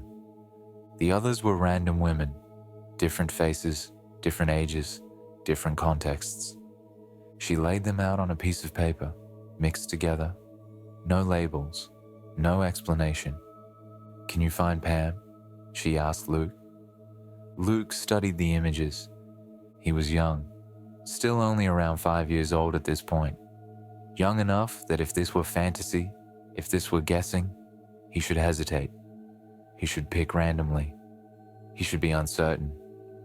But Luke was not uncertain. He pointed directly to Pamela Robinson's photograph.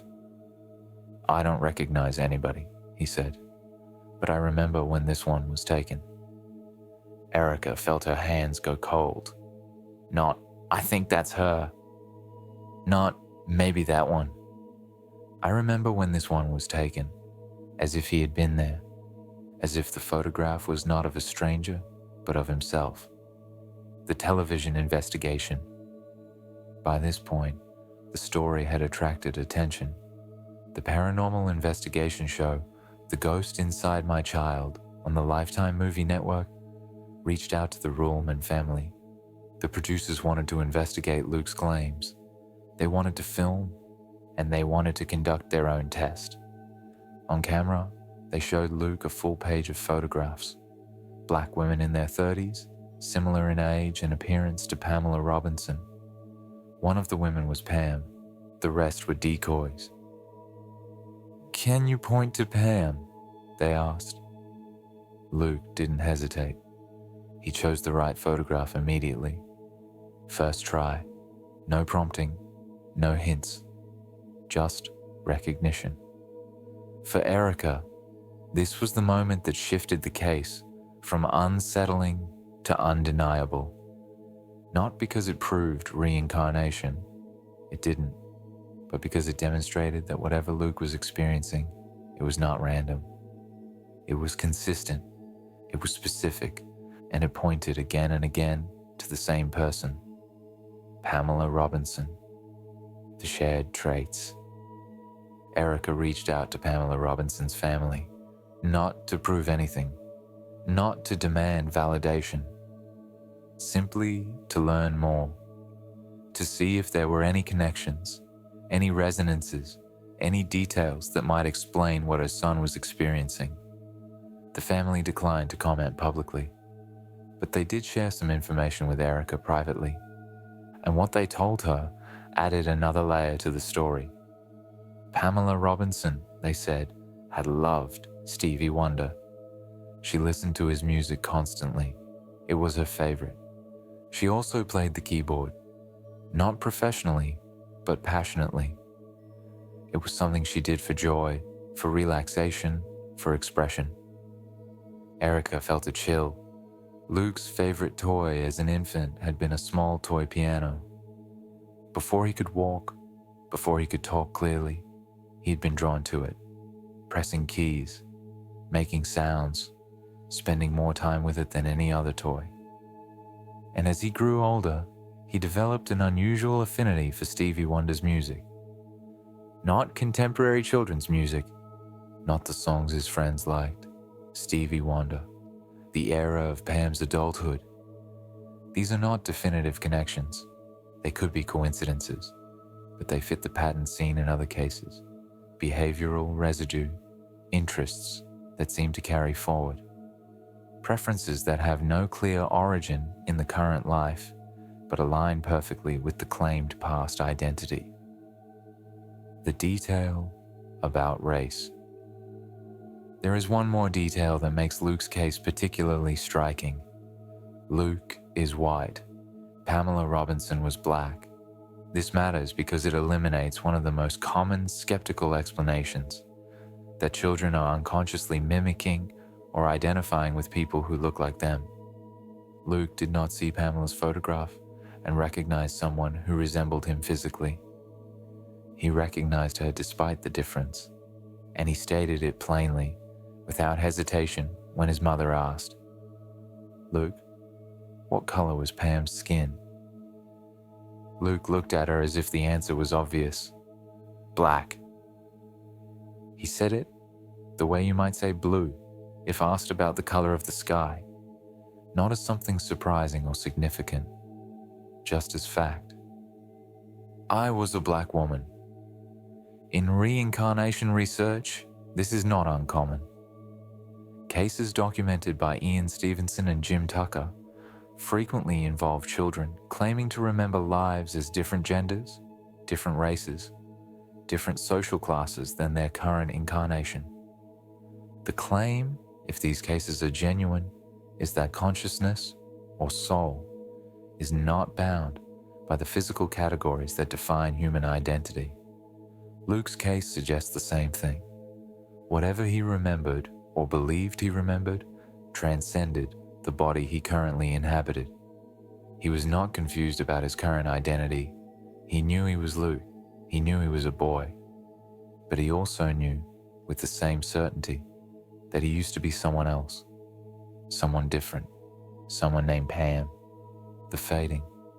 As with nearly every documented past life case, Luke's memories did not persist indefinitely. After he told the full story, after he identified Pamela Robinson's photograph, after he described the fire and the jump and the death, something shifted. It was as if the telling itself served as a release. Erica described it this way. It was like he got it out. He was finished and had nothing more to say about it. By age 6, Luke no longer talked about Pam. The name stopped appearing in his play. The comments about being a girl, having black hair, wearing earrings, they ceased. Luke moved on. He developed friendships. He went to school. He played with toys and watched cartoons and did all the normal things children do. The memories, if they were memories, faded into the background. Or perhaps they integrated so fully into his sense of self that they no longer needed to be spoken. This pattern, emergence, expression, and then silence, is one of the most consistent features of childhood past life claims. It behaves like trauma that needs to be witnessed. It surfaces. It demands acknowledgement. And then, once acknowledged, it releases its hold. Why death? Why fire? One of the most uncomfortable patterns in reincarnation research is how often children remember violent or sudden death. Cameron Macaulay did not remember dying. He remembered missing his home. Christian Haupt did not remember dying. He remembered being someone. But Luke remembered the end, the fire, the choice, the jump, the fall. Why? If memory truly carries across lives, why would it carry the worst moments? One explanation offered by researchers is that trauma imprints more deeply than ordinary experience. In neuroscience, we know that traumatic memories encode differently. They bypass normal processing. They embed themselves with unusual clarity and persistence. If consciousness somehow survives death, and this remains hypothesis, not fact, then perhaps it carries forward what was most emotionally charged. Not the mundane details of daily life, but the moments of terror, of choice, of ending. Another possibility is that these memories surface because they are unresolved. Pam Robinson died suddenly, violently. She did not have time to prepare, to say goodbye, to make peace. If some part of her consciousness persisted, if it attached itself somehow to a new life, then perhaps the memory surfaced, not to prove reincarnation, but to complete something left unfinished. To be witnessed, to be acknowledged, to be released, the God detail. There is one aspect of Luke's story that deserves particular attention. When he described what happened after Pam died, he said something no child is usually taught to imagine. He said Pam went to heaven. He said she saw God. And then he said, God pushed her back down. When I woke up, I was a baby, and you named me Luke. This narrative, death, followed by an encounter with the divine, followed by a return, is not standard Christian teaching. Luke's parents were not religious. They did not discuss heaven or God with him. He should not have had language for this experience, and yet he did. And his description matches reports from other children in documented cases across different cultures and religions. Many children who claim past life memories describe an in-between state, a place of light, a presence, a sense of being sent back rather than choosing to return. Ian Stevenson documented this pattern in hundreds of cases. Jim Tucker continued the research, finding the same themes. The child does not say, I decided to be born again. They say, I was pushed, I was sent, I had to come back. As if reincarnation, if that's what it is not always voluntary.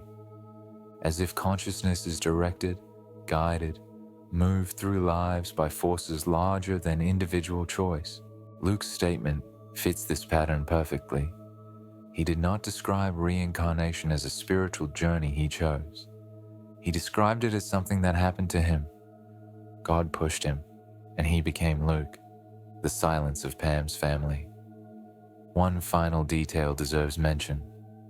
When Erica reached out to Pamela Robinson's family, they declined to comment publicly. We don't know why. Perhaps they found the story too painful, a reopening of grief that had finally begun to heal. Perhaps they were skeptical and wanted no part of what they saw as exploitation or delusion. Perhaps they believed it, but preferred to keep that belief private. We cannot know, but their silence does not invalidate the case. If anything, it adds a layer of respect, a recognition that whether or not Luke truly remembered being Pam, Pamela Robinson was a real person. She lived, she died, she mattered, and her death was not a story for entertainment. It was a tragedy. 19 people died in that fire. 19 lives ended in terror and smoke and flame. And one of them, according to a small boy in Cincinnati, somehow found her way back. What are we witnessing? The question is not whether Luke's story proves reincarnation. It does not. No single case, no matter how compelling, can override the absence of a known mechanism. We do not understand how memory could transfer from one body to another. We do not understand what would carry it or where it would be stored between lives. The question is simpler and more unsettling. Why do these stories exist at all? Why do young children, across cultures, across belief systems, across centuries, spontaneously describe lives they should not remember and deaths they should not know? Why do the details sometimes align with real people, real events, real tragedies? Why do the memories fade as the children grow older? And why do they behave so consistently, like unresolved trauma seeking release? We do not know. What we know is this. Luke Ruhlman did not invent a heroic story. He did not claim to have been famous or powerful or admired. He claimed to have been Pam, a woman who lived an ordinary life, who walked and took trains and listened to Stevie Wonder and played the keyboard. A woman who died in terror, in a fire that should never have happened, in a building that lacked the safety systems that might have saved her. And for a few brief years, a small boy in Ohio carried that memory. He spoke it, he expressed it, he identified the face of the woman he claimed to have been. And then, having told the story, he let her go. So far, the memories we have explored have lived primarily in words. Cameron described a place, a white house, an island, planes landing on sand. Christian identified a role, a baseball player, a teammate, a man in conflict with Babe Ruth. Luke remembered a death, a fire, a choice, a fall. But in all three cases, the memory existed in language, in stories told, images recognized, details spoken. The evidence was testimonial, subjective, impossible to verify beyond the consistency of the claims and the alignment with historical facts. But in some cases, memory does not fade cleanly into silence. It leaves a mark, a physical trace present at birth. Something carried not in the mind, but in the body itself. In the next chapter, we move from memory, spoken, to memory embodied. From words and recognition, to scars and birthmarks that seem to map, with disturbing precision, onto wounds from a life that ended before this one began. And we ask one of the most difficult questions in this entire subject.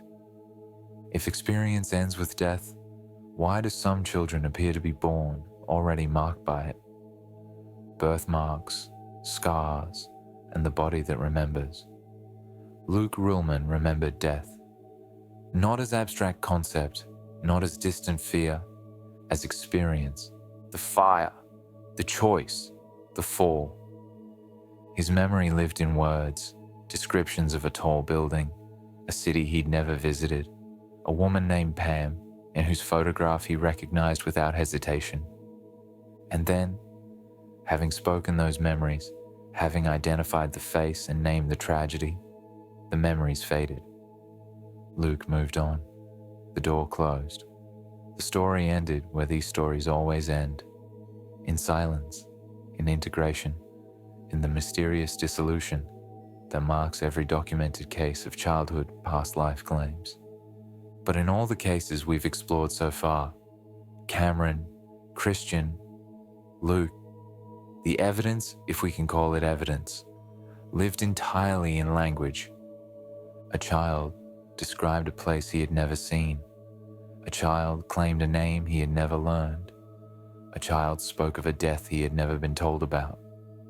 Words, recognition, testimony, subjective. Impossible to verify beyond the alignment of claims with historical fact. Because birthmarks are not words. A birthmark does not come from a bedtime story. A congenital scar does not come from suggestion. A physical anomaly is not easily explained as imagination or cultural contamination. So when past life cases include a physical mark, a scar, a deformity, a discoloration, in the exact place a child claims they were mortally injured in another life, the conversation changes. Not because it proves reincarnation, but because it forces a more disciplined question. If the mind can be argued away as suggestible, what do we do with the body? The pattern across cultures. Across cultures that accept reincarnation as doctrine, Hinduism, Buddhism, Druzism, certain indigenous traditions, there is a long-standing belief that traumatic death can leave a trace, an imprint, a mark carried forward from one life to the next, etched into the flesh of a body that did not exist when the wound was inflicted. In Burma, Thailand, Sri Lanka, India, and parts of the Middle East, families who believe in rebirth examine newborns carefully. They look for birthmarks, and when they find them, particularly unusual ones, linear scars, discolorations in unlikely places. They watch the child. They wait. And when the child begins to speak, if the child speaks of another life, the family does not dismiss it. They listen. They ask questions. They test. In many reported cases, the child's story and the child's mark align. Sometimes it's a small round mark on the chest, and the child claims to have been shot. Sometimes it's a linear scar on the neck, and the child claims to have been beheaded. Sometimes it's a large discoloration on the torso, and the child claims to have been stabbed or struck with a weapon. The pattern is disturbingly consistent. The cases rarely begin as philosophical claims about the nature of consciousness or the persistence of soul. They begin as a child pointing to their skin and saying something like, "That's where he shot me. That's where I got hit. That's why I died." Most Western adults, when confronted with that kind of statement, do what Western adults do. They correct, they redirect, they soothe. "No, sweetie, that's just a birthmark. You were born with it." And the child might insist, "I know, that's where I died before." In communities where reincarnation is treated as normal, the response is different. Instead of shutting the story down, elders sometimes take the child seriously. They ask for details, names, locations. They take the child to villages the child names, and in a small number of reported cases, documented by researchers, published in academic volumes, circulated in both scholarly and popular media, those tests are said to lead to outcomes that go beyond eerie coincidence. Ian Stevenson and the systematic study of marks.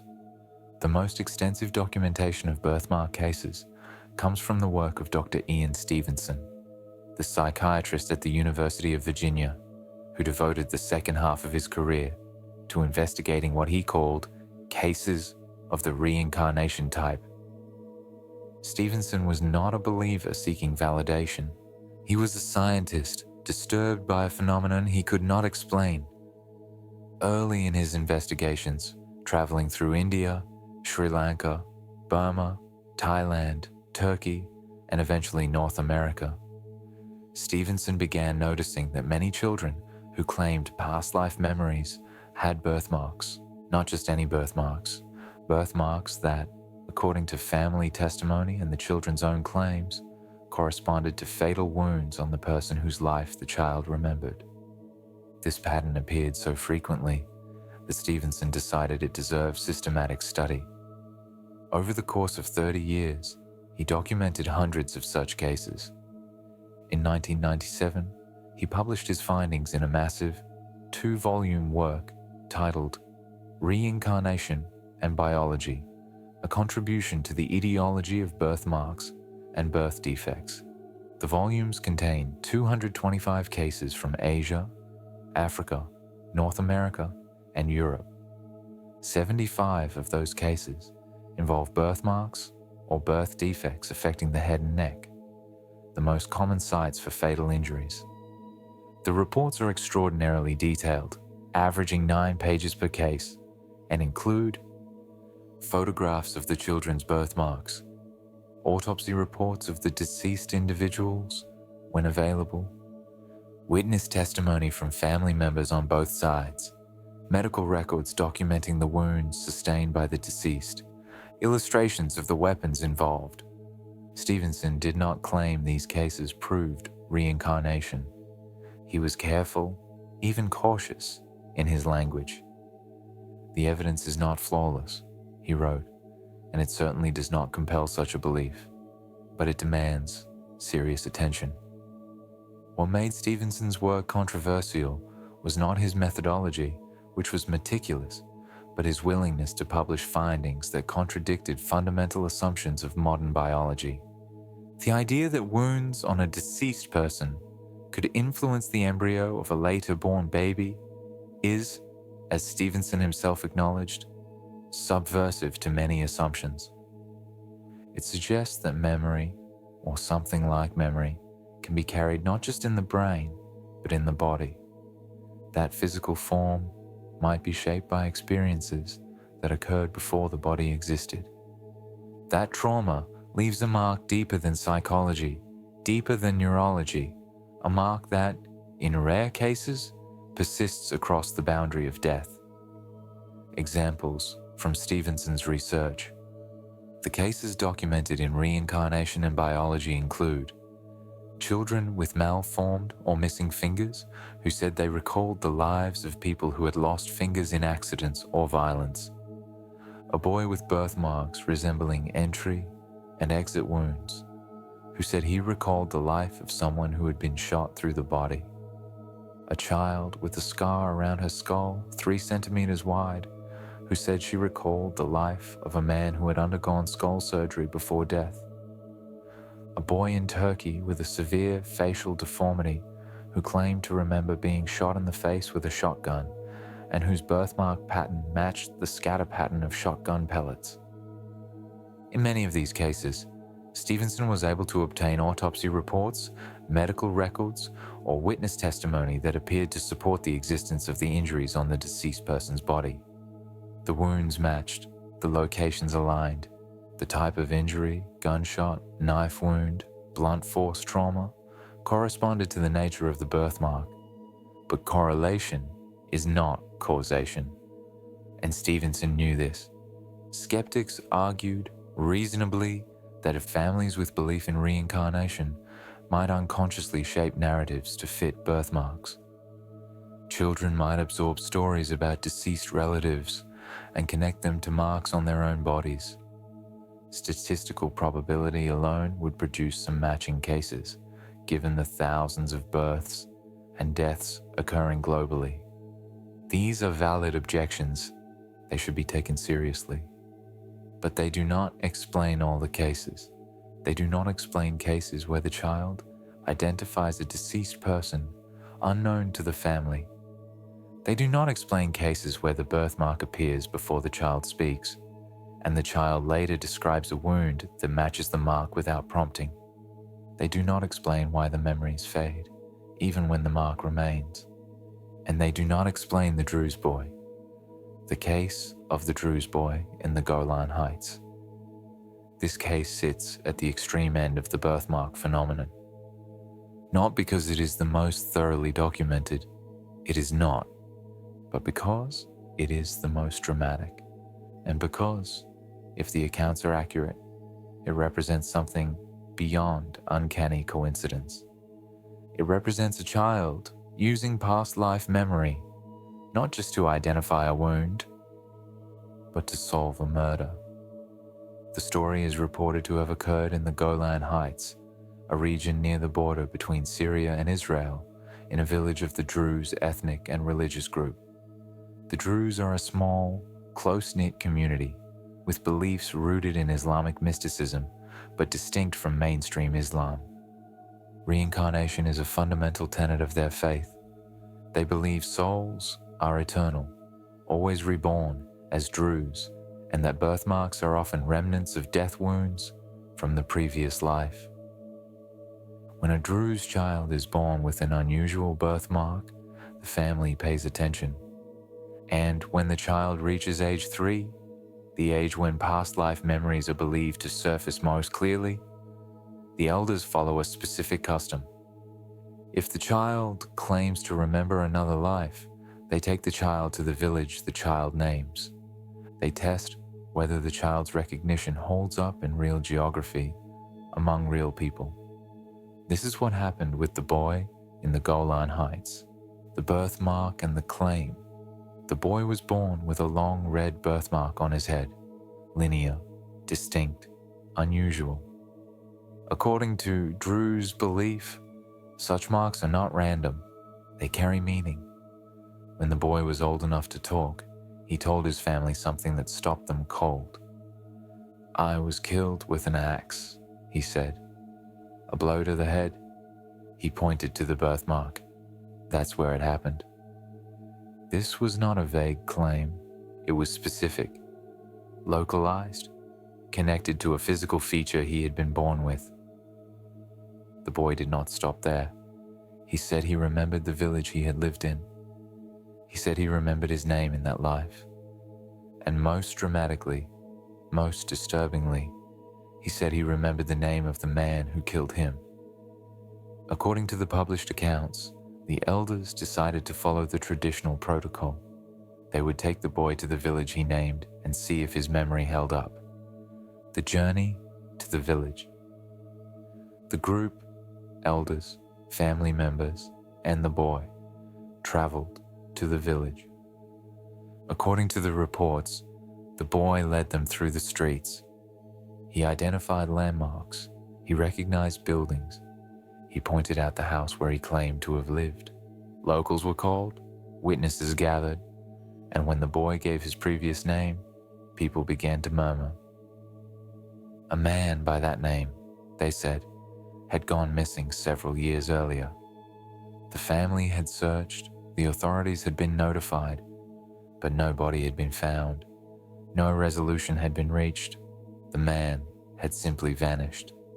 Until a small child, born after the disappearance, claimed to be him. The confrontation. Then came the moment that defines this case. The boy was asked if he could identify his killer, and the boy named a man, a neighbor, someone still living in the village. The accused was brought forward. When the boy pointed to him and said, "That's the man who killed me," the man's reaction, according to multiple retellings of the story, was visceral. His face turned white, but he denied it. He refused to admit to anything.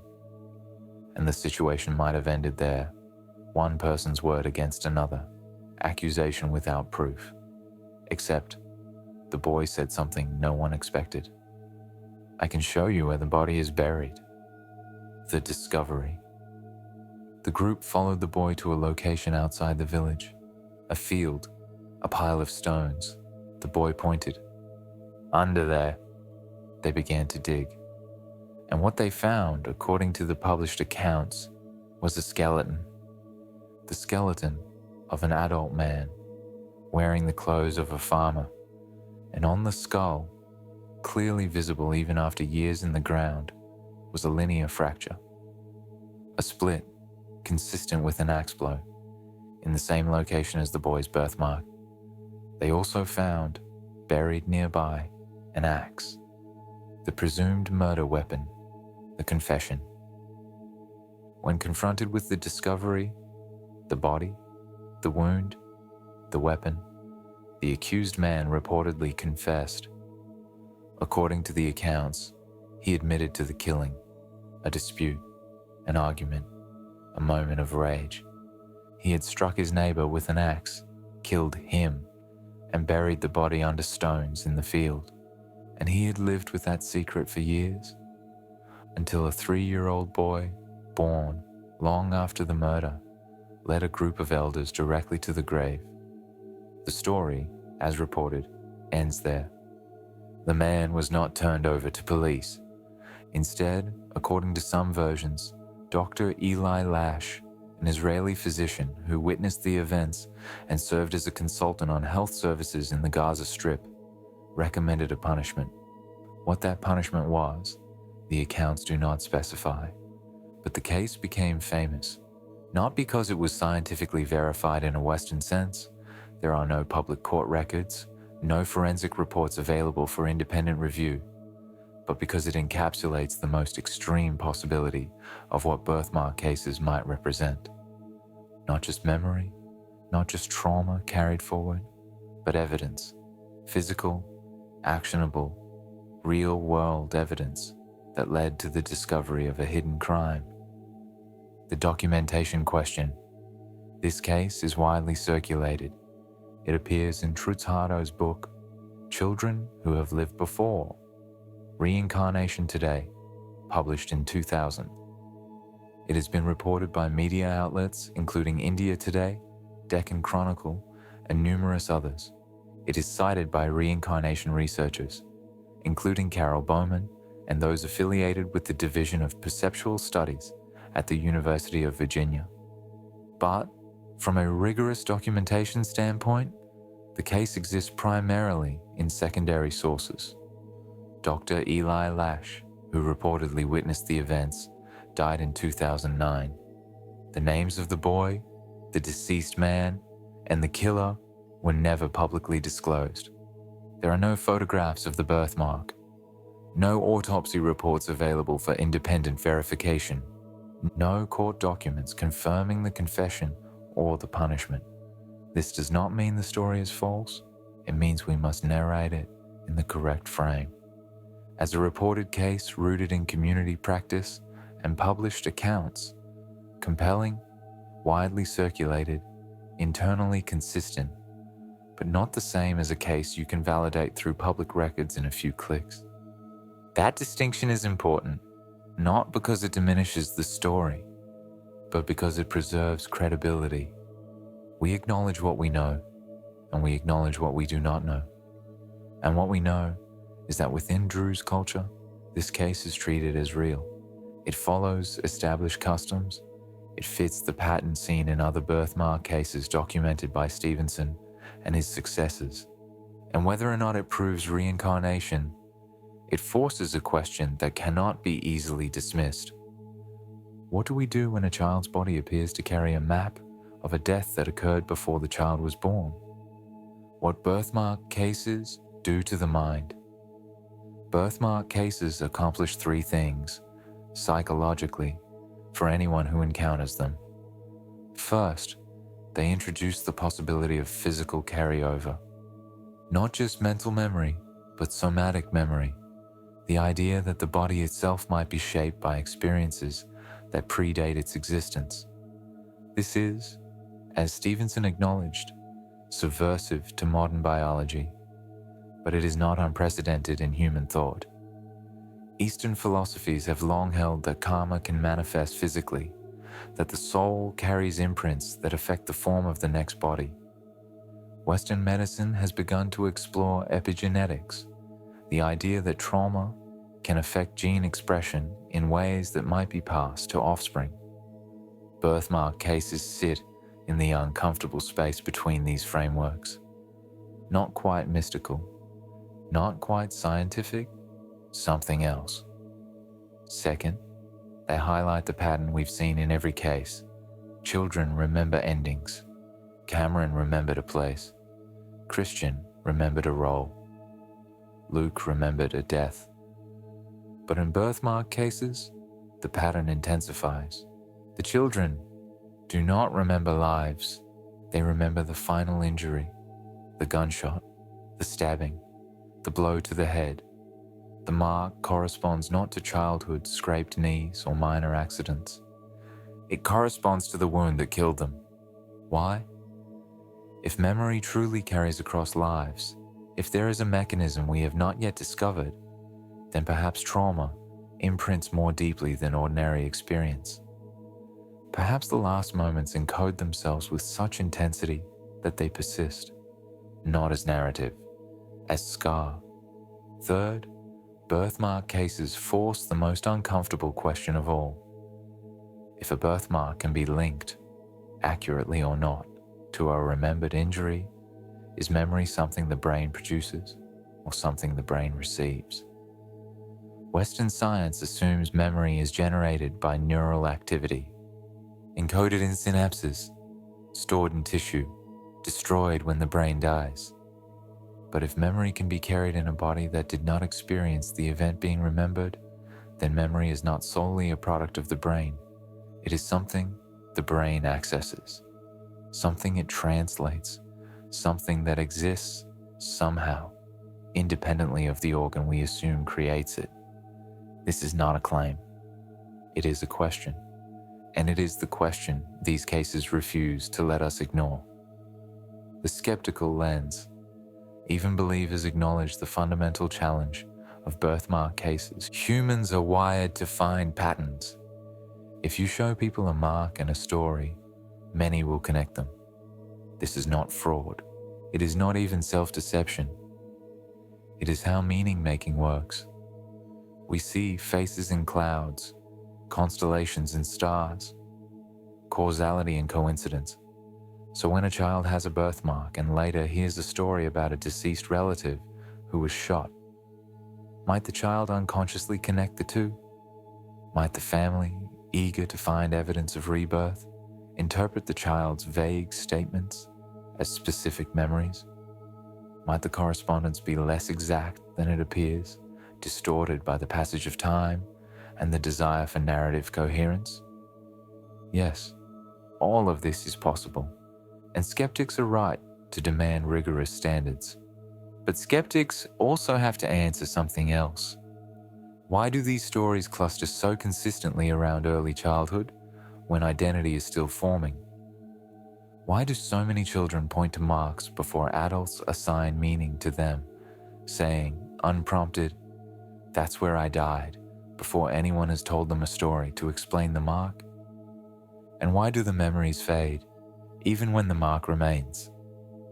If the child was simply internalizing adult narratives, we would expect the story to solidify over time, to be reinforced, elaborated, expanded.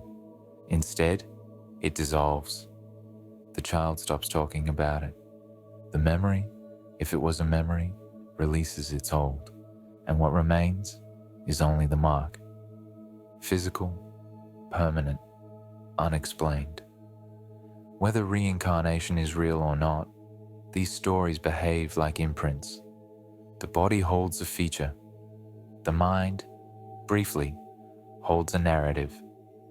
And then the narrative dissolves, leaving only the feature behind.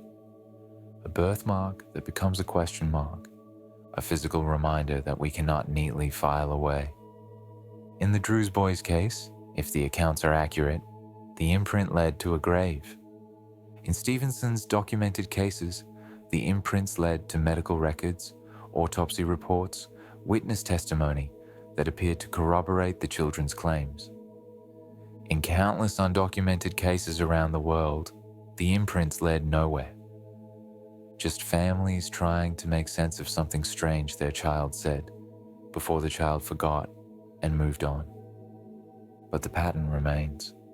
And the pattern raises a possibility that science has not yet addressed, that the body is not merely the container for experience, that it is, in some way we do not yet understand, the recorder of it, and that in rare cases, in that narrow window between birth and age 7, when the door between lives seems briefly open, the recording becomes audible. The child speaks, the mark is revealed. And for a moment, we are forced to confront the possibility that who we are is not limited to who we have been in this life, the transition to what comes next. We have now seen the pattern from multiple angles. Cameron described a place.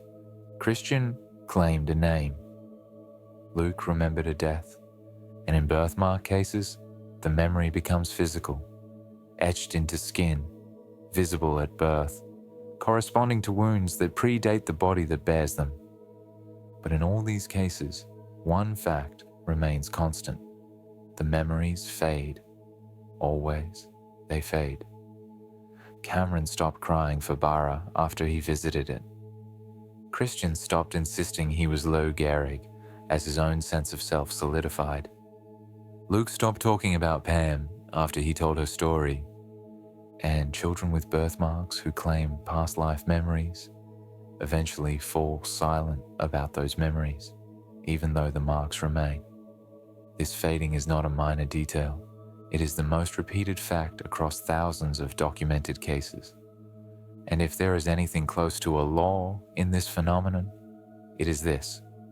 Children remember early, and then they forget. So in the next chapter, we ask the unavoidable question, if these memories are real, why do they disappear? And if they are not real, why do they disappear in such consistent ways?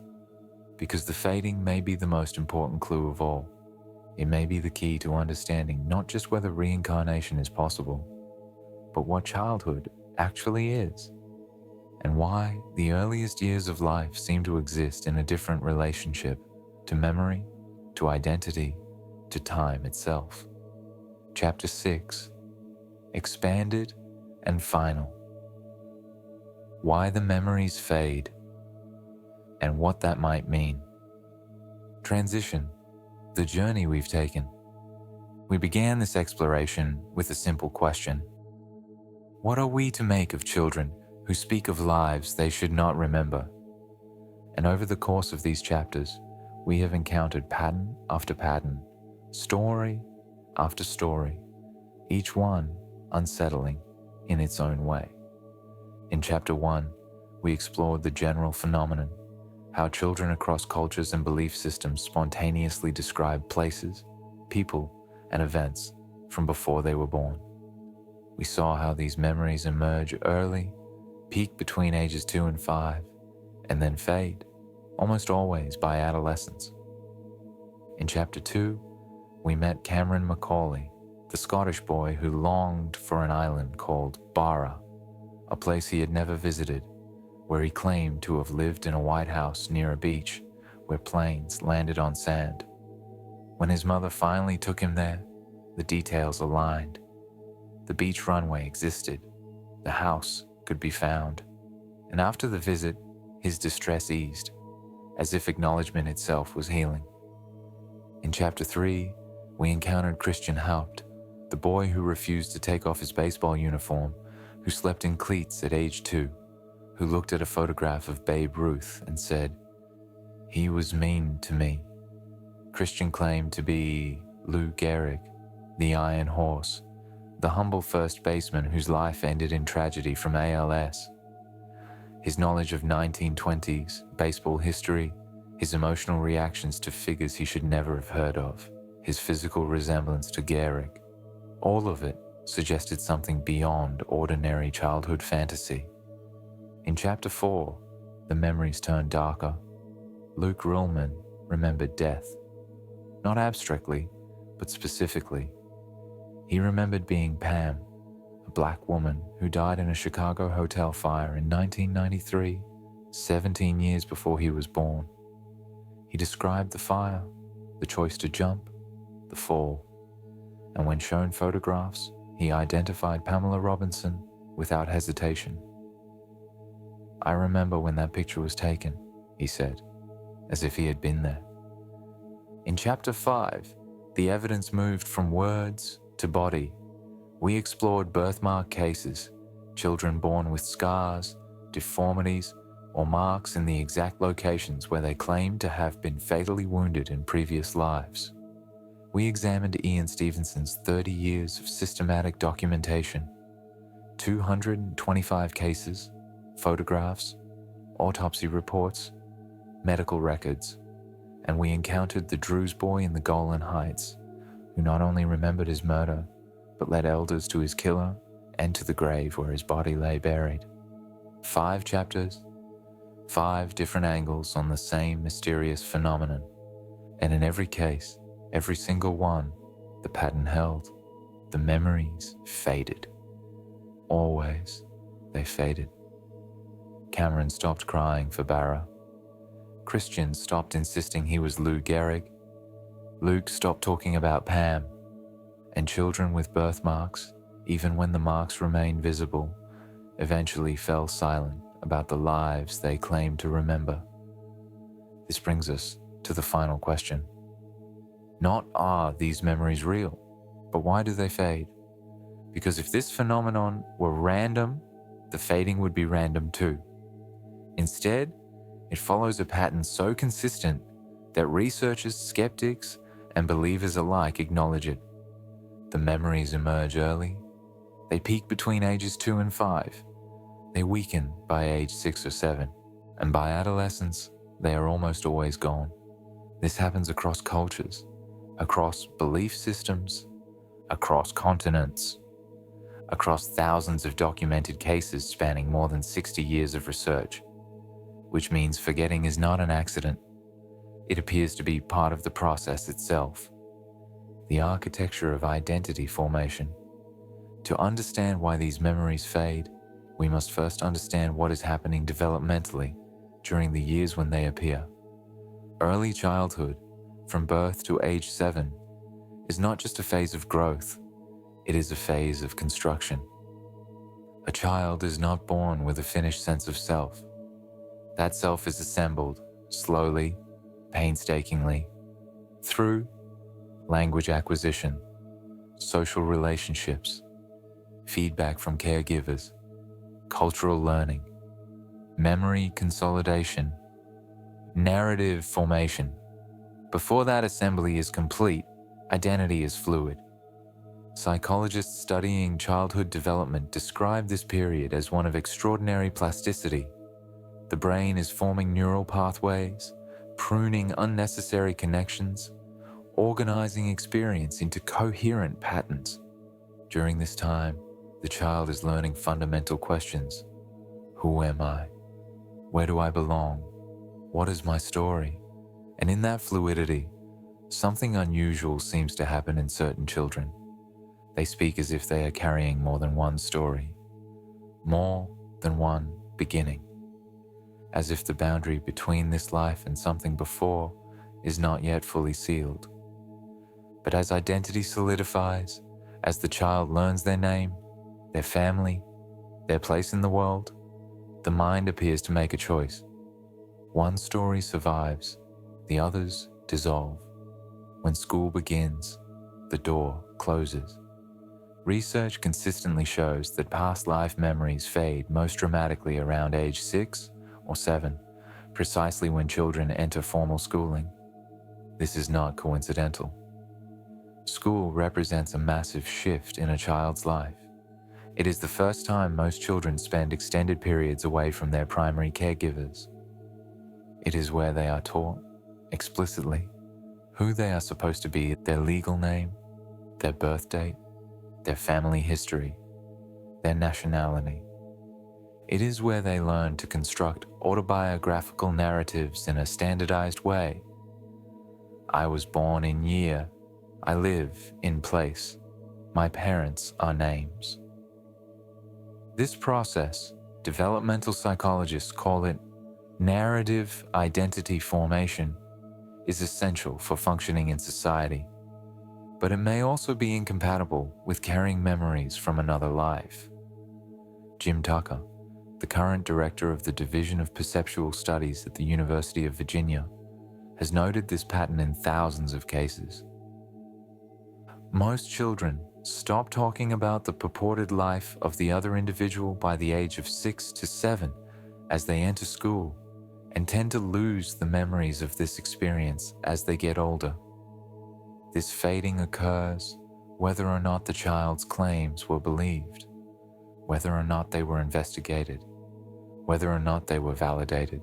It happens regardless of external reinforcement, which suggests the fading is not about validation, it is about integration.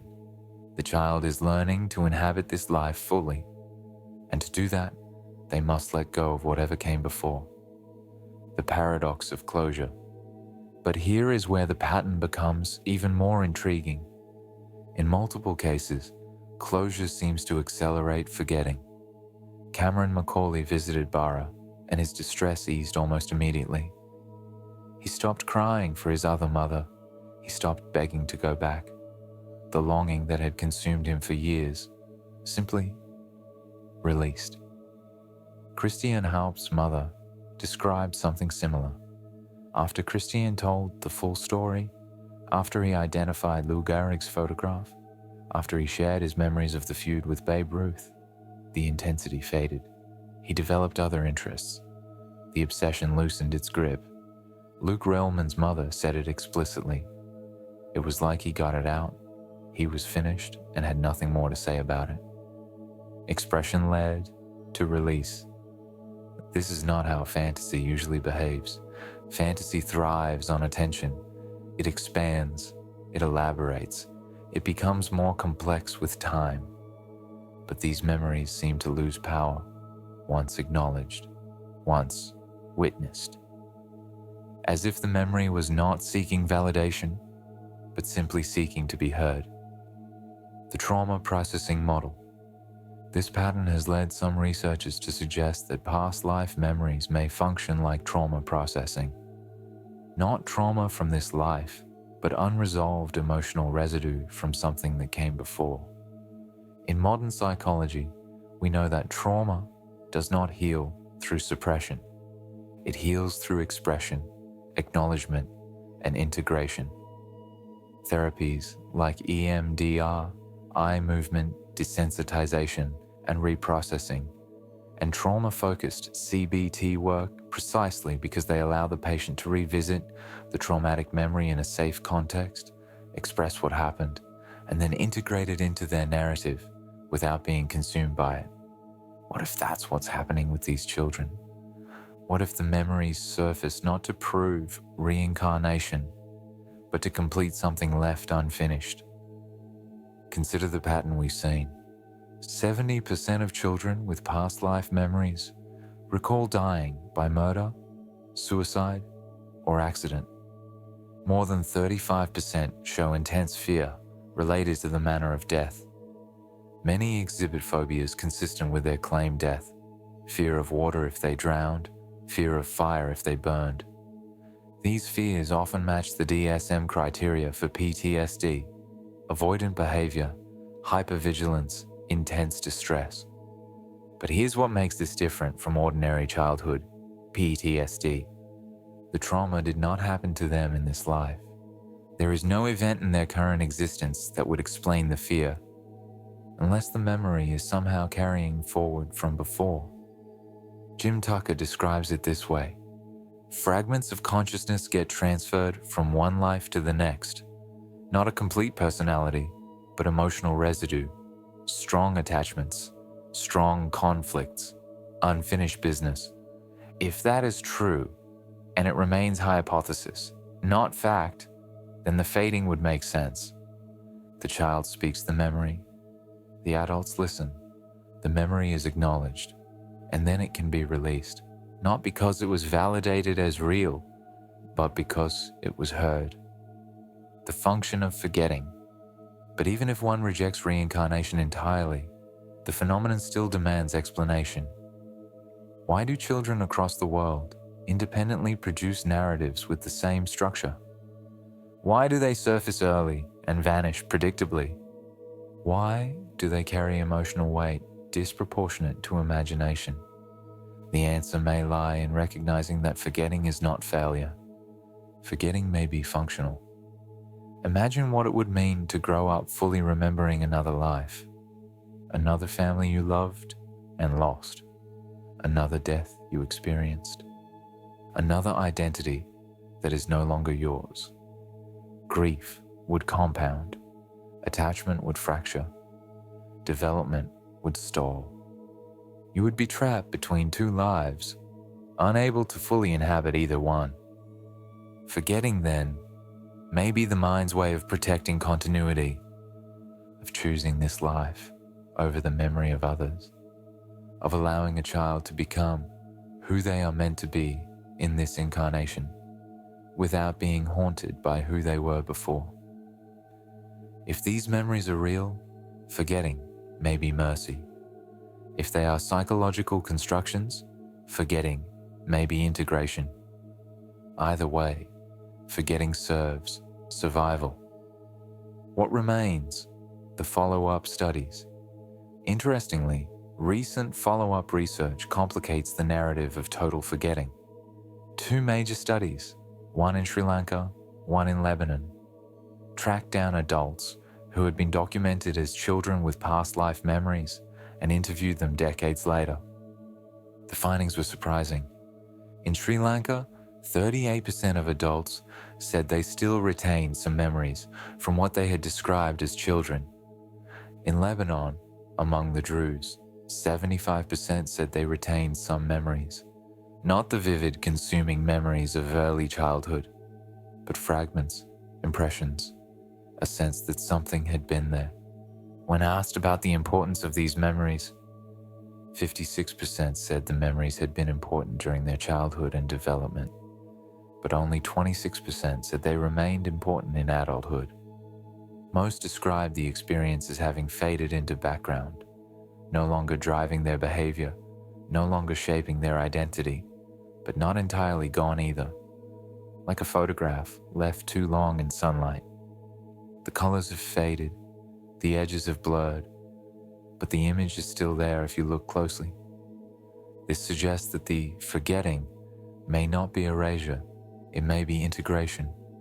The memory becomes part of the foundation of who they are, rather than something that stands apart from their current identity. The skeptical explanations and where they falter. Throughout this exploration, we have acknowledged skeptical explanations, and we must continue to do so here. Psychologists who reject reincarnation argue that children are especially sensitive to narrative formation during early childhood. The brain experiments with identity. Some children construct unusually vivid internal stories that feel real, and as cognition matures, the brain prunes those stories away, just as it prunes unnecessary neural connections. This explanation is not unreasonable. It aligns with what we know about brain development, imagination, and the malleability of memory, but it leaves several things unanswered. First, why do these stories follow similar themes: death, identity, place, across cultures that do not share beliefs about reincarnation? A child in Thailand, a child in Virginia, a child in Lebanon, a child in Scotland, none of them taught to believe in past lives, independently produce narratives with the same structure. If this were purely imaginative, we would expect more variety. Second, why do children often resist the memories rather than enjoy them? Fantasy is pleasurable. Children lean into make-believe. They elaborate, they perform. But many of these children are distressed by what they remember. They cry. They beg to go home, to a place that isn't their current home. They express grief for families that aren't their current families. That is not how fantasy behaves. Third, why do the memories fade without reinforcement? If these were culturally constructed narratives, we would expect them to solidify over time, to be reinforced by community, family, and the child's own investment in the story. Instead, they dissolve. The child stops talking about it. The memory loses its grip. Life continues. And fourth, why does acknowledgement seem to accelerate forgetting? If the memories were attention-seeking behavior, acknowledgement should reinforce them. But the opposite happens. Once the child is heard, once the story is witnessed, the urgency fades, as if the memory was not seeking to be believed, but simply seeking to be released. The deeper questions that remain, whether reincarnation exists or not, these stories force us to confront uncomfortable questions about the nature of consciousness, memory, and identity. If memory is produced by the brain, stored in neural tissue, dependent on synaptic connections, then it should not survive the death of the brain. But if some form of memory can persist beyond the body, then what we call consciousness is not merely a product of biology. It is something else, something that uses the brain rather than being created by it. And if that is true, then death is not an ending in the way we have been taught to understand it. It is a transition, a passage, a doorway between one form of existence and another. But these stories also suggest something else, something perhaps even more unsettling, that if consciousness does persist, it does not persist intact. Lao Gehrig did not come back as Christian Haupt in any complete sense. Christian is not Gehrig. He is his own person, with his own personality, his own life, his own future. What carried forward, if anything carried forward, was not a complete identity. It was fragments, emotional residue, behavioral echoes, a birthmark in the shape of a wound, enough to suggest continuity, not enough to prove it. And that ambiguity may be the point. Because if reincarnation were obvious, if past life memories persisted into adulthood fully intact, the implications would be staggering. Identity would fracture. Societies would struggle to function. Legal systems, inheritance, family structures, all would collapse under the weight of overlapping lives. But if the memories fade, if they surface only briefly in early childhood before the door closes, then the system remains functional. The child can grow up as themselves, free to become who they are meant to be in this life, without being haunted by who they were before. What the stories demand of us. These stories do not demand belief, they demand humility, because whether reincarnation exists or not, these children experience something real. Real fear, real longing, real recognition, real grief. Cameron's tears for Bara were real, even if we cannot explain them. Christian's obsession with baseball was real, even if we cannot account for its origin. Luke's knowledge of Pamela Robinson was real, even if we cannot verify the mechanism. And the adults around them had to decide what to do with that reality. Most chose to listen. And listening, in many cases, was enough. The stories were told, the memories were acknowledged, and then they faded. The children grew, life continued, the door closed, but something remains with us, the listeners, the witnesses, the ones who hear these stories and must decide what to make of them. Not certainty, but curiosity. Not proof, but possibility. We live in a culture that prefers beginnings and endings to be clean. Birth at one end, death at the other. A straight line between them. These stories suggest something messier, something cyclical, something unfinished. They suggest that consciousness, whatever it is, may not be as neatly contained as we assume. Or they may simply reveal how deeply human beings seek continuity and meaning, even in the most mysterious corners of existence. Either interpretation is uncomfortable, and that discomfort is the point. The question we must ask ourselves, because the question these stories leave us with is not about children. It is about us. What would it mean if identity were not singular? What would it mean if memory were not exclusively owned by the brain that seems to produce it?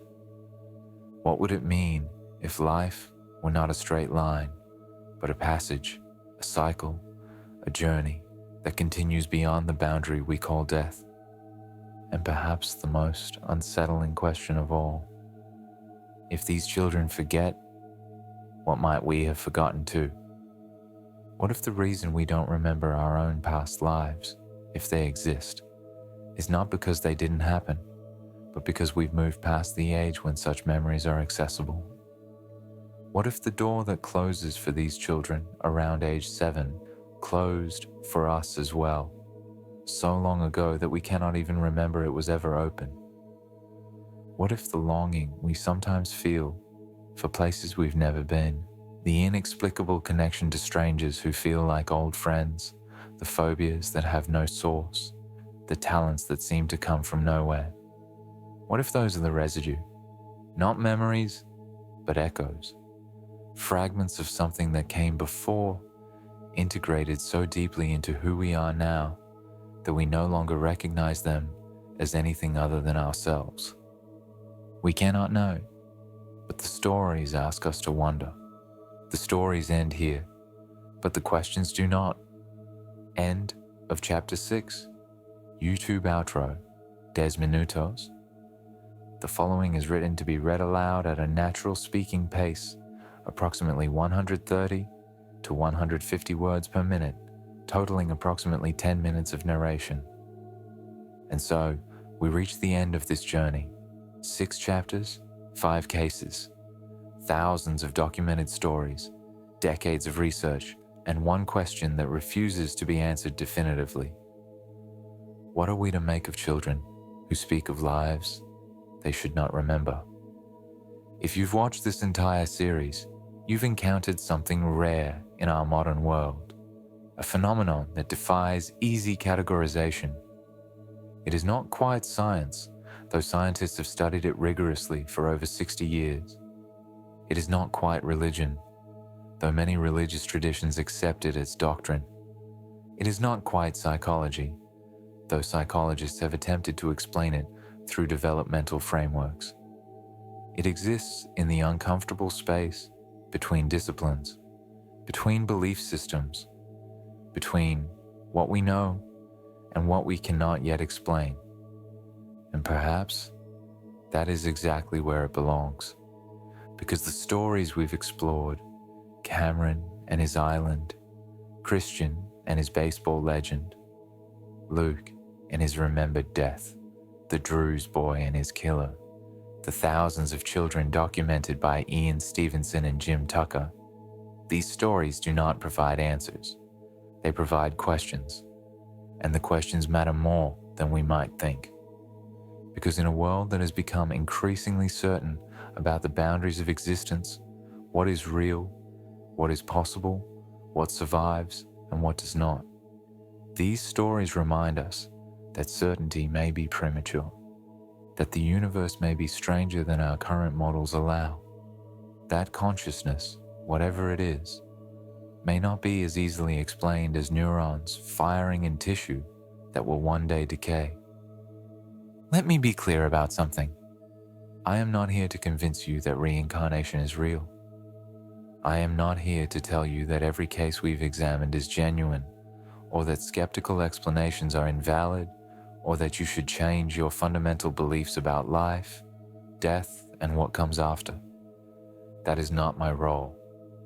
My role is simply to present what has been documented, to show you the patterns, to let you hear the voices of children who, for a brief window in their early lives, spoke as if they carried memories from before, and then to step back and let you decide what it means. Some of you will watch this series and conclude that these are fascinating examples of childhood imagination, vivid, consistent, emotionally compelling, but ultimately products of developing brains experimenting with identity and narrative. And you may be right. Some of you will watch this and see confirmation of what you already believed, that consciousness survives death, that souls reincarnate, that life is a cycle rather than a line. And you may be right. Some of you will watch this and remain exactly where you were when you started, uncertain, skeptical of definitive claims in either direction, but intrigued by the possibility that something remains unexplained. And you may be right. All of these positions are reasonable responses to the evidence we've seen, because the evidence, while compelling, is not conclusive. It cannot be. We have testimonial accounts, powerful, detailed, emotionally resonant, but ultimately subjective. We have verified facts, children knowing things they should not know, but always with the possibility, however remote, of information transfer through normal means. We have physical marks, birthmarks corresponding to wounds, but also millions of birthmarks that correspond to nothing at all. We have consistency across thousands of cases, but also the human tendency to find patterns, to seek meaning, to connect dots that may be unconnected. What we do not have is a mechanism. We do not know how memory could transfer from one body to another. We do not know what would carry it. We do not know where it would be stored between lives, and without mechanism, science cannot accept the phenomenon, no matter how many cases are documented. This is the fundamental impasse, and it may remain an impasse for a very long time. But here is what I want you to take away from this series. The impasse does not make the stories less important, because even if we cannot explain why these children speak the way they do, we can acknowledge that they speak. We can listen to their words. We can witness their distress, their longing, their grief, their confusion. We can see how their families respond, with love, with patience, with the willingness to take their children seriously, even when what they say seems impossible. And we can recognize that whether or not these memories come from past lives, they matter to the children who experience them. They feel real. They shape behavior, influence emotions, create bonds and conflicts that ripple through families.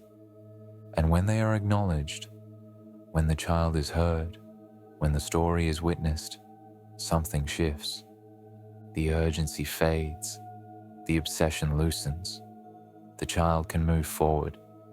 That is not proof of reincarnation, but it is proof that listening matters, that witnessing matters, that taking a child seriously, even when what they say challenges everything we think we know about reality, can be healing in itself. And maybe that is the real lesson here. Not that we need to believe in reincarnation, but that we need to remain open to mystery, to acknowledge that there are things we do not yet understand, to resist the urge to dismiss experiences simply because they do not fit our current frameworks. Because the history of science is littered with phenomena that were once dismissed as impossible and later accepted as fact. Meteorites were once considered superstition. Rocks could not fall from the sky. Germs were once considered absurd, invisible creatures causing disease. Continental drift was once mocked. Continents could not move. And yet all of these are now accepted because the evidence eventually became undeniable and the mechanisms were discovered. We do not know if past life memories will follow the same trajectory. We do not know if a mechanism will ever be found, but we know that dismissing the phenomenon entirely, writing it off as imagination, fraud, or delusion, is premature. The patterns are too consistent, the cases are too numerous, the research is too rigorous. Something is happening, and until we understand what it is, humility is the only honest response. So where does that leave us? It leaves us with questions. Beautiful, uncomfortable, important questions. Questions about consciousness, about memory, about identity. Questions about what it means to be human. Questions about whether the boundary between life and death is as absolute as we have been taught, and questions about our own forgotten beginnings. Because if these children forget their past life memories around age 7, if the door closes and the memories dissolve into the background of who they become, then perhaps the same thing happened to us. Perhaps we, too, carried something forward when we were very young. Perhaps we, too, spoke of things we should not know. Perhaps our parents smiled and dismissed it, and we learned to stop talking about it, and the memories faded until they were no longer accessible. Not erased, just integrated so deeply that we no longer recognize them as coming from anywhere other than ourselves. This is speculation, but it is worth considering. Because if consciousness is more than brain activity, if it persists in some form beyond death, then the implications are staggering. It means we are more than we think we are. It means death is not the end we have been taught to fear. It means the relationships we build, the love we give, the growth we achieve, it all matters in ways that extend beyond a single lifetime. And it means that the work we do to become better, kinder, more conscious versions of ourselves may not be for this life alone. Again, this is not certainty, it is possibility. But possibility is enough to change how we live. If there is even a chance that consciousness continues, that growth matters across lifetimes, that we are part of something larger than the brief span between birth and death, then how we treat ourselves, how we treat others, how we engage with the world, it all takes on new significance. Not because we need to earn a better reincarnation, but because we are participating in something ongoing, something connected, something that does not begin with our birth or end with our death. The stories end here, but the questions do not. And I leave you with one final thought. These children, Cameron, Christian, Luke, the Drew's boy, the thousands documented by researchers, they spoke because they remembered something, or believed they remembered, or carried something forward that felt like memory, and then they forgot. The door closed, the memories faded, life continued. But we, the ones who hear their stories, we do not forget. We carry these cases with us. We wonder about them. We turn them over in our minds late at night when the world is quiet and the questions feel urgent. And maybe that is the point. Maybe the children speak, not so they will remember, but so we will remember. Not the specifics of their claimed past lives, but the larger truth they point toward. That consciousness is mysterious. That life is stranger than we know. That death may not be the end. And that the universe, vast, ancient, incomprehensible, may hold space for possibilities we have not yet imagined. Thank you for watching. Thank you for listening. Thank you for remaining open to mystery. And if you're a parent of a child who speaks of past lives, or if you yourself carry memories you cannot explain, know that you are not alone. The phenomenon is real, even if the explanation remains elusive. Your experience matters. Your story deserves to be heard. And the questions you carry are part of humanity's oldest inquiry. Who are we? Where do we come from? And where do we go when this life ends? May we all have the courage to wonder. May we all have the humility to admit what we do not know. And may we all remain open to the possibility that consciousness, that vast, mysterious thing that makes us who we are, is far more resilient, far more enduring, and far more extraordinary than we have dared to believe. Until next time, stay curious. Disclaimer: a note on sources and credibility. The cases presented in this series have been drawn from published research, documented investigations, and credible reporting. However, it is important to acknowledge the nature of the evidence and the limitations of what can be verified. Academically documented cases, the research of Dr. Ian Stevenson and Dr. Jim Tucker at the University of Virginia Division of Perceptual Studies, represents the most rigorous investigation of this phenomenon. Their work has been published in peer-reviewed journals and academic presses, and their methodology, while controversial, meets scientific standards for case documentation. The Cameron Macaulay case has been featured in television documentaries and journalistic investigations, with details verified by researchers and family members. Reported cases with limited documentation. Some cases, such as the Drew's boy in the Golan Heights, exist primarily in secondary sources, published accounts, books, and media reports, without the same level of independent verification as cases investigated directly by university researchers. For these cases, we have presented them as reported cases, acknowledging that while they are widely cited and internally consistent, they cannot be verified to the same standard as cases with extensive documentation. What we know versus what we don't know. We know that thousands of children worldwide spontaneously report past life memories. We know these reports follow consistent patterns across cultures. We know that many details have been verified by researchers. We know that the memories typically fade by age 6 to 7. We do not know whether these memories represent actual past lives. What mechanism could account for memory transfer between bodies? Why only some children report such memories?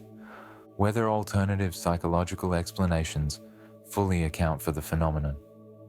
Our commitment: this series is presented as an exploration, not as proof.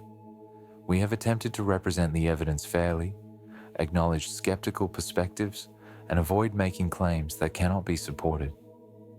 If any case we have presented contains factual errors or misrepresentations, we welcome correction. Our goal is not to convince you of any particular worldview, but to present a phenomenon that deserves serious attention, whatever its ultimate explanation may be. For those interested in learning more, we recommend Children Who Remember Previous Lives by Ian Stevenson, Life Before Life and Return to Life by Jim Tucker. The Division of Perceptual Studies at the University of Virginia, med.virginia.edu/perceptual studies. Thank you for listening with an open and critical mind.